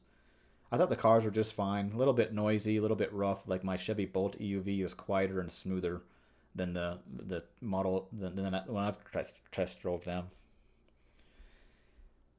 So we'll start with the Cyber. Well, I'll show you a couple other things. So this is what I talk about. If you type in Elon Hitler salute, you'll see stuff like this. A lot of people just don't want to be associated with that. Or if you like look at these videos online, you can see here like with they put him against different Nazis and Hitler, kind of showing what that salute is looking like. So for me personally, I really was following this company for a long time, and I just couldn't buy it. They also put in, if you're a Republican, if you like companies get into politics, you might like this, but you can see almost $300 million into election to try to sway it, and I guess probably some people would say successfully do it. I'd personally, my CEOs and companies, I would rather not know who they're voting for or their politics personally. So you can see different stuff about Elon and his salute there on, Doge and different views. Some people say they're characterized libertarian and far right, getting involved in European politics as well. So there's all of this and vandalism issues, all of this baggage, I would say, kind of associated with the company. That just makes it kind of weird, in my opinion. Anyway, the Starter truck starts at about $73,000, up to about $83,000, well equipped. It's a large truck. See, it's kind of funky. It's not selling well. About 320 miles of range, 2.6 to 4.1. It's a super fast car. And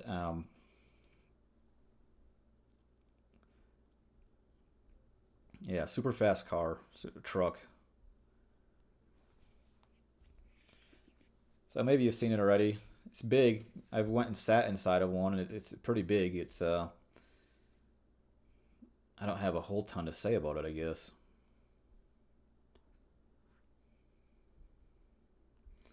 They're getting this full self-driving. So they're trying to get subscription, $99 a month. It's not really full self-driving it's supervised. It's basically a driving assistant where you follow things. It kind of helps you with the lane centering. People say it's the best driver's assistant widely available, is what I understand. Then the Model 3, there's their sedan. Looks like this. Starting from about $39,000 to $49,000. Pretty good range as well. Plenty of range. Though people say this is usually higher than in actual conditions. A lot of other car companies they say is a little lower. This one they say is a little optimistic. It's a quick car, and I'm guessing you've seen a Model 3 before. I wish I could show more. Some people don't like how Spartan the interior. Everything basically is done through the screen. and some people don't really like that.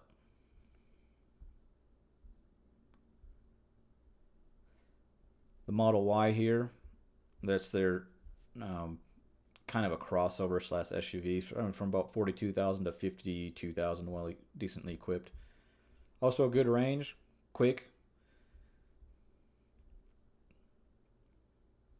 Still going to have that Spartan interior, which is kind of depends where everything's done through the screen. They also wanted another thing that they did, they put that glass roof, big glass roof that a lot of companies are following.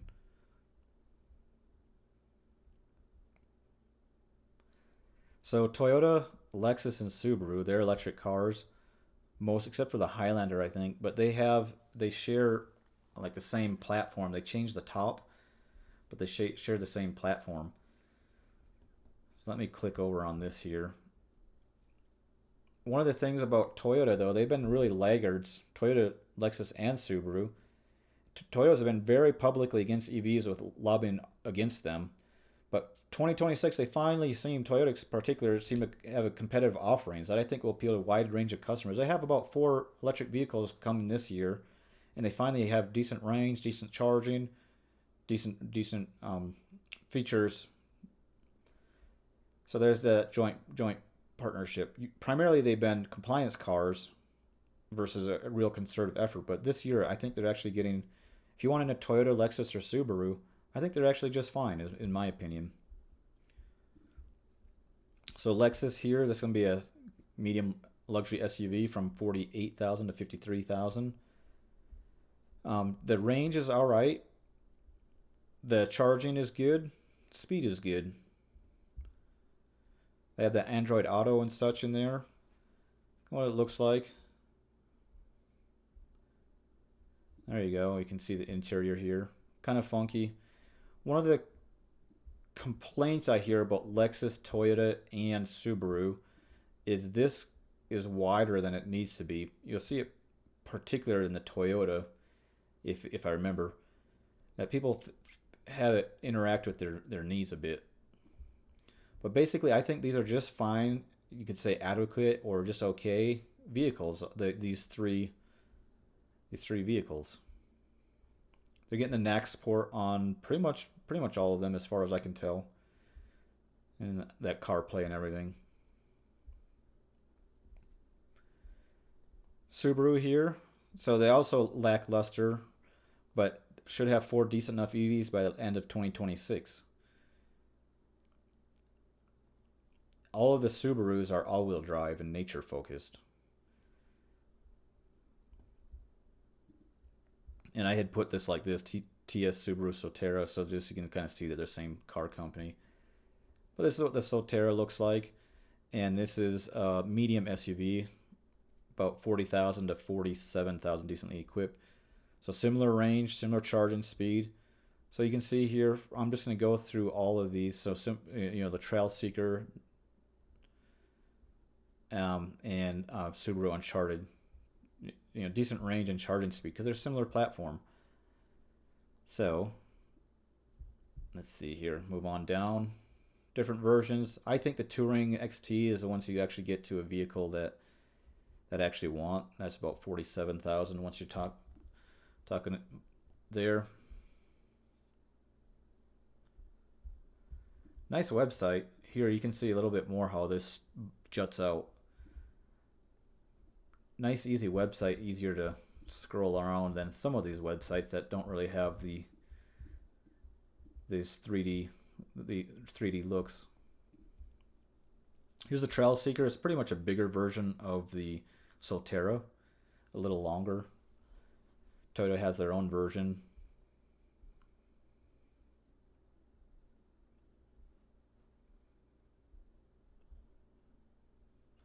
But this one's one of the coming soon ones, so they don't have that much information.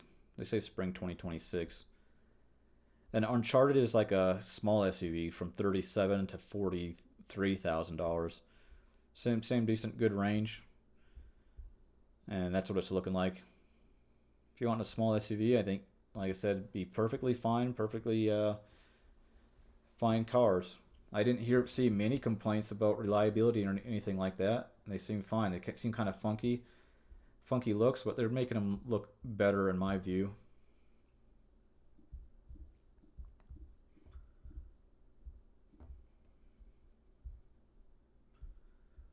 Moving on to Toyota. So same thing about their lobbying, but similar information as that Subaru. This is the BZ. It's a medium SUV from 37 to 48,000. Decent range. So all of these Toyotas, I'm just gonna show all this range right here. So decent range in my opinion. And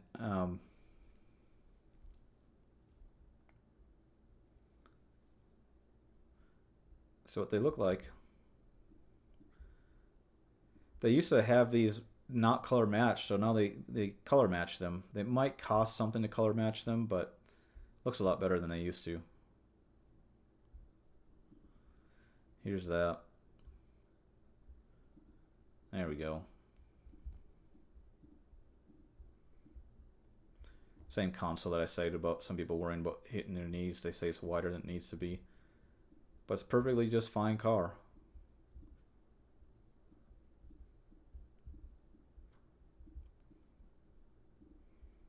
Then here's the Woodland, so that little longer version. So BZ would be the similar as that Solterra, and Subaru Solterra would be similar as this BZ Woodland. So medium extended, medium SUV, a little extended. About 47,000 to 49,000 decently equipped. Let's see what this looks like. You can kind of see how this one is not color matched in this image, and I don't think it looks very good like that. I think it looks like they forgot to finish it. I don't see the interior.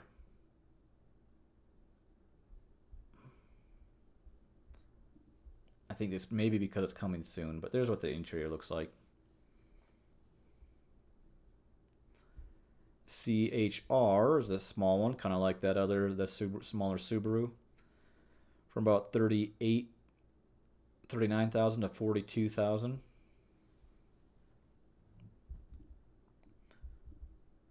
can kind of see how similar that Subaru and this looks like. Some interior shots. Still have a glass roof on there available. And the Highlander is coming soon. I personally like the looks of this. If you want an electric Highlander, I would have no qualm. I'd be open to get it in a Highlander. It's a large SUV. And it's coming late 2026. But so they modernized and updated them. And I thought, I'm hoping it does well. Hoping all of these electric vehicles do well. Volvo, one of the nice things about Volvo, they add prices include the destination. But it's really hard to find their battery warranty information. It might be a very poor warranty with the Volvo. So I just saw 4 years, 50,000 miles. I don't know if that's the case or not, but that's the information I saw, and that's in my view it's really poor. Typical is about 8 years, 100,000 on most of the cars. EX30, this was just a really small car, and it seems to be getting discontinued in the U.S. It's a fast but small car. Too small for a family. It's even smaller than the Bolt EUV, and I thought that this wasn't practical. EX40 here is about 57 to 60,000, a small SUV. It's also somewhat small inside, but it's comfortable and it looks nice. I didn't test drive it, but I mostly thought it looked nice. And let's see here on the range here, decent range, decent charging, and it's decently quick. I personally like the looks of them.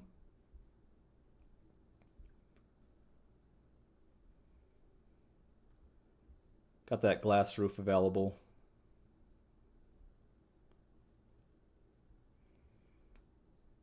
There's a couple small interior shots, but not much. So the EX60 here, I'll just show the range here since I'm here. Decently quick, good, really good charging range. This is coming soon, 300 to 400 miles of range. And it's a medium SUV, late 2026. About $60,000 what they advertise as well equipped. And I thought it looks excellent. I would like to test drive this actually and see how this goes, especially compared to the Rivian and then the Lucid Cosmos, and see how they compare. That's what they say, well equipped around $60,000. I think this would be a great car. Looks, I'm excited about it.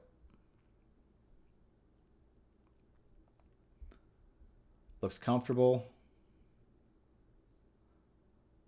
Nice interior. It looks really sleek and modern with, let me go back, with, looks like they just, those are part of the screen. So limited amount of buttons, but I like it.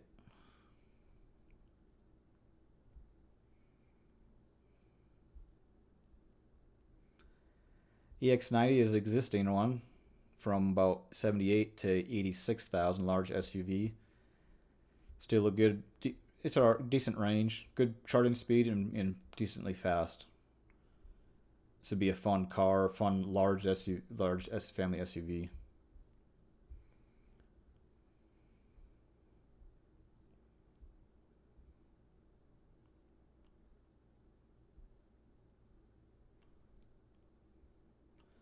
Kind of see what it looks like.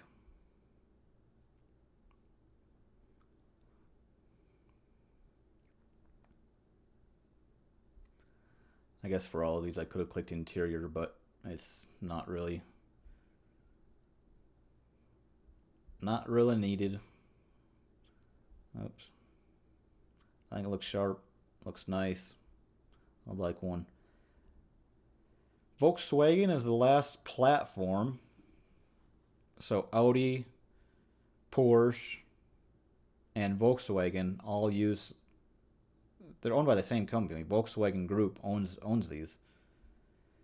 So it's used a similar platform as far as I know. They don't have the one pedal driving. Most of them, as far as I know, they don't have one pedal driving. So that, for me, they felt like, for the Volkswagen ID4 anyway, felt like a perfectly fine car. Just the one pedal driving, I didn't like that because I got used to it. And initially they had really glitchy software, but I think they fixed most of that on the ID4 anyway. And they do have a wide range of options. They have Audis and they have Porsche as well as Volkswagen. Volkswagen only has really one real option. They have two, but basically you'd only buy the, most people just ID4 by the ID4. But I feel like they have a hard time letting go of gasser ideas to fully embrace EVs. They're trying to make them still appealing to folks with a gas car, kind of slowing the acceleration down, making it less snappy, stuff like that. Anyway, Audi, I thought their website was confusing, is confusing. Their car selection is convoluted. It has little information about the cars. There's a lot of information I just couldn't fill out. But their numbering, at least, the numbers equals the size. Like A5 is, Q3 is smaller than the A5, for example. The A is a sedan. The Q is a SUV. There's a S versions that I'll show in a little bit. That is a sporty faster. There's a Sportback with, which basically they curve the rear, which I'll show in a little bit as well. Kind of like that. So let's see here. This A6. So anyway, it's pretty confusing. Most of them are e-trons. These are the electric ones. And if you click on them, there's like a bunch of sub options.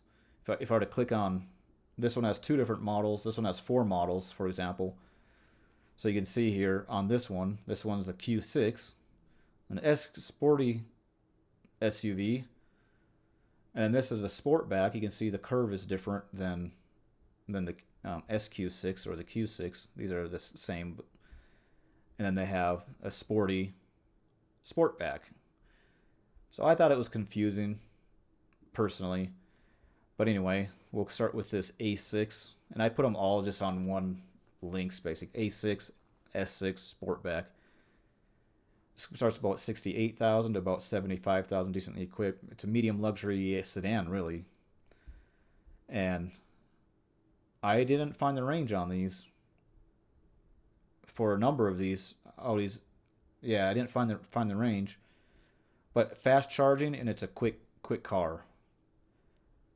I imagine it has a good range, but I don't know that.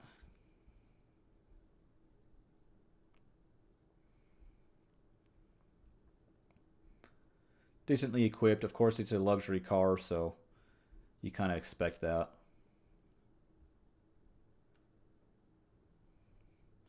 Didn't really see much of an interior um, pictures, but I think that's probably enough here that on that. So the S6 Sportback, like I said, that's a sporty version. I'm not going to show very much on that. They do have four-wheel drive. Quattro is their all-wheel drive. That's roughly what that looks like. Q4 is their small SUV. Let's see if I can find that here. The max range is about 288 from what I see. Good charging, good speed. Small luxury SUV. And about 52 to 62,000 decently equipped. I think this one had a poor warranty as well. Yeah, 4 years, 50,000 miles is what I saw. So I thought this was kind of crazy. I can't believe that they would have a EV like that, or they just hide the warranty information and make it hard to see. Anyway, this is what the design. There you go. There's a little view of what the Audi interior looks like. I'd like to test drive it, but I haven't. And they have the Q4 Sportback, so that's that slightly different back than this. This is a little more squared off, so to speak. This is more curved. And they have the Audi Q6, so SUV. And this is a medium luxury SUV. So about 65, 66,000, 72,000 decently equipped. Same thing, it's fast, good charging. I don't really know the range because I didn't find it in a reasonable amount of time.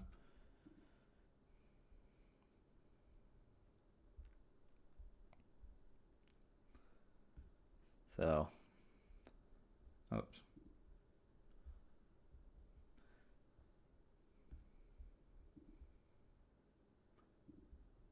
Anyway, that's one of the things I noticed about their website. I thought it was really bad, like one of the worst websites that I saw.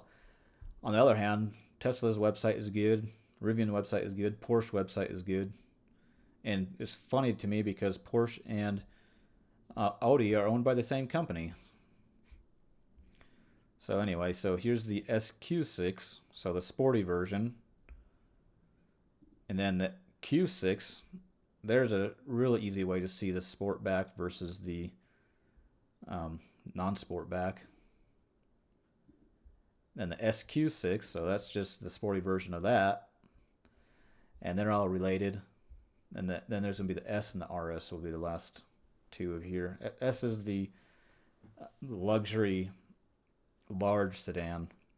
Starting about 130,000 to about 142,000, 43,000 decently equipped. Decent range. This one I was actually able to find the range. Good charging, great charging speed, great acceleration. So it's a really fast luxury sedan. Same thing. Websites just doesn't really show much. It leaves you wanting. So I guess you can dig around on it if you want. Porsche, I thought they had a decent website with info. It doesn't include their fees. I thought it was a little annoying that it's a luxury car company, doesn't include the fees. And they're known to charge for many options that might be standard on other cars and also be very customizable. Oh, they had the R6 as well, Audi R6. That starts at 170,000. That's sporty, even more sporty, faster. Kind of crazy fast. So, Porsche. This is a coming soon car, I think. I'm not certain. Starts about 112,000 to about 117,000 decently equipped. Didn't find the range there, but fast charging, it's a fast car. That's what it looks like. I did go test drive a Macan. I think that's how they pronounce it. And apparently that word is stolen from Indonesia. And in Indonesia, they pronounce it quite differently. Something like Machin or something like that. Anyway, that is a CCS charger. I mentioned the NACS and the CCS charger. That was what you saw there. I don't know if I can go back to it or if it's even worth it. I don't think it's worth it.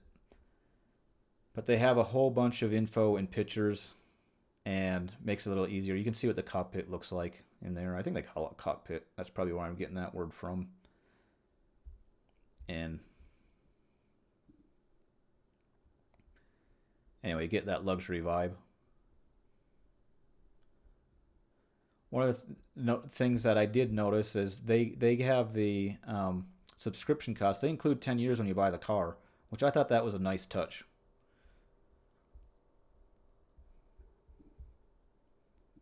Macan, I test drove this one. I thought it was just fine. That lack of one pedal driving just annoyed me on this one. It starts about 83,000, about 88,000 decently equipped. It's a medium luxury SUV. I thought the service there was great. Friendly people there. And the maintenance garage, they had a glass wall there. It was the cleanest garage I've ever seen in my life. Super clean.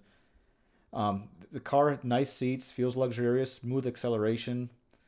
But I do get why people get them, even though they don't have that one pedal driving. The air suspension, adjusted the height, is nice. It really makes a statement. If you want to make a statement, then you get Porsche, I think. I'm trying to think of a car that might make more of a statement.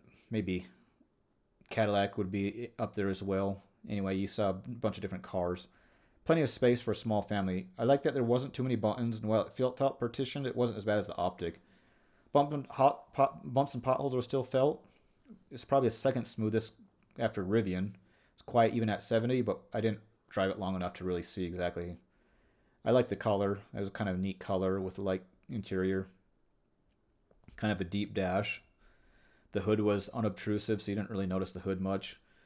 There's some faint tire noise. Up to 332 miles, fast charging, fast car. Let's see if we can get some more pictures on here. I like it. Like I said, make a statement on it. Here, there's another picture.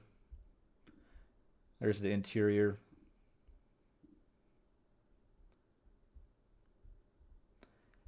Then the Taycan, I think that's how they pronounce it. I'm not sure. Even Porsche, they don't pronounce it Porsche in the actual company. They say Porsche. But some people say Porsche is a European English, like a lot of words. I should say American English, United States English. A lot of people say Porsche. So it kind of depends. Some people say Porsche sounds too pretentious. This Taycan starts about 108,000, about 100 and almost 130,000 decently equipped. It's a large luxury sports car with 4 doors. There's a wagon and multiple trim variants. So you can see like this trim, or I think this one might be all-wheel. Yeah, it's all-wheel drive. Then they have a blacked out version, 4S, a faster version. And then they have a even more expensive 157,000 or a turbo, which some people say is kind of funky because it's electric. There's no turbo. So you can really spend a lot of money on one of these things. This one up to 250,000 for that one. Then they have like a wagon version, which I don't know if I've seen those on the road, the wagon version, but I thought that was kind of funky that they have that. So I'll just click on this one. But let's see here. I didn't have the range on those, about 18 minutes fast charging, and it's a fast car.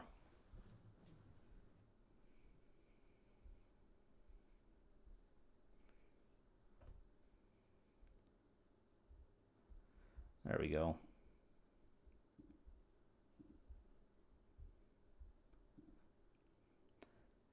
It's kind of tight to get into it. I sat in it in the showroom and took a little bit of effort to get in because it's pretty low. But it's fun to go sit in it. Go to showroom if you kind of curious about it. They're friendly enough to me, let me wander around. So the Volkswagen is going to be the second to last car I'm going to show. Volkswagen ID4. Starts from about 47,000 to about almost 60,000, decently equipped. It's a medium SUV. Decently equipped was the highest trim version in my, is like the Volkswagen Pro S or something like that. When I test drove it, I thought it was decent size and had a decent overall. I like the white interior and blue trim. And I think the interior looked the best of about any of that I looked at. The seats were okay, not the most comfortable. I like the glass roof and shade. I don't like this not full one pedal driving. Looks decent. Enough space in the front, back, and trunk. Kind of loud tire noise, otherwise pretty quiet from other areas. Decent enough car for a cheap lease, could be nice. Decent acceleration. I probably liked it better overall than the Mustang as I put. And I like the touch and slide temperature and window controls. They kind of have a touch controls. The range is just fine. Charger's good. Speed is good. They haven't updated to that NACS yet, for whatever reason. It's about what it looks like. I thought it was a decent family car. And in Europe, I believe they're selling quite a lot of them. Here's that view of the CCS charger. You can see how big it is. They're just more unwieldy, definitely, when you're trying to handle them. The trim that I liked, I thought, okay, is all-wheel drive Pro S Plus. That kind of has everything, all the comforts and such, even though it does start a little bit less. I don't see many more pictures of it, or that 360. Move on to the Buzz. So this starting at, it's like, they call it a bus. I call it a van. I don't know. About 62,000, 72,000, decently equipped. Short range. So that's a little bit be hard. Fast enough charge, pretty quick.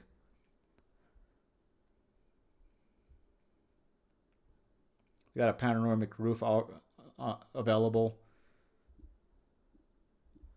Let's see if this, oh, it does work.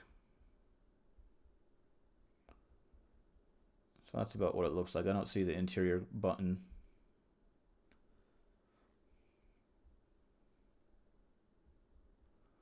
There's the insert side. I have a gallery there. All right. Well, that was over 80 vehicles that I just clicked on and showed y'all. And hopefully it gives you an idea of what's available and some of the different options. And this is really long. I wasn't expecting it to be over 2 hours. But that's just kind of how it is. And this was a ton of information that I went over. Like I said, I'm going to have this available. You can link to it. You can go take a look at it. I'm hopefully going to update it at some point, some more.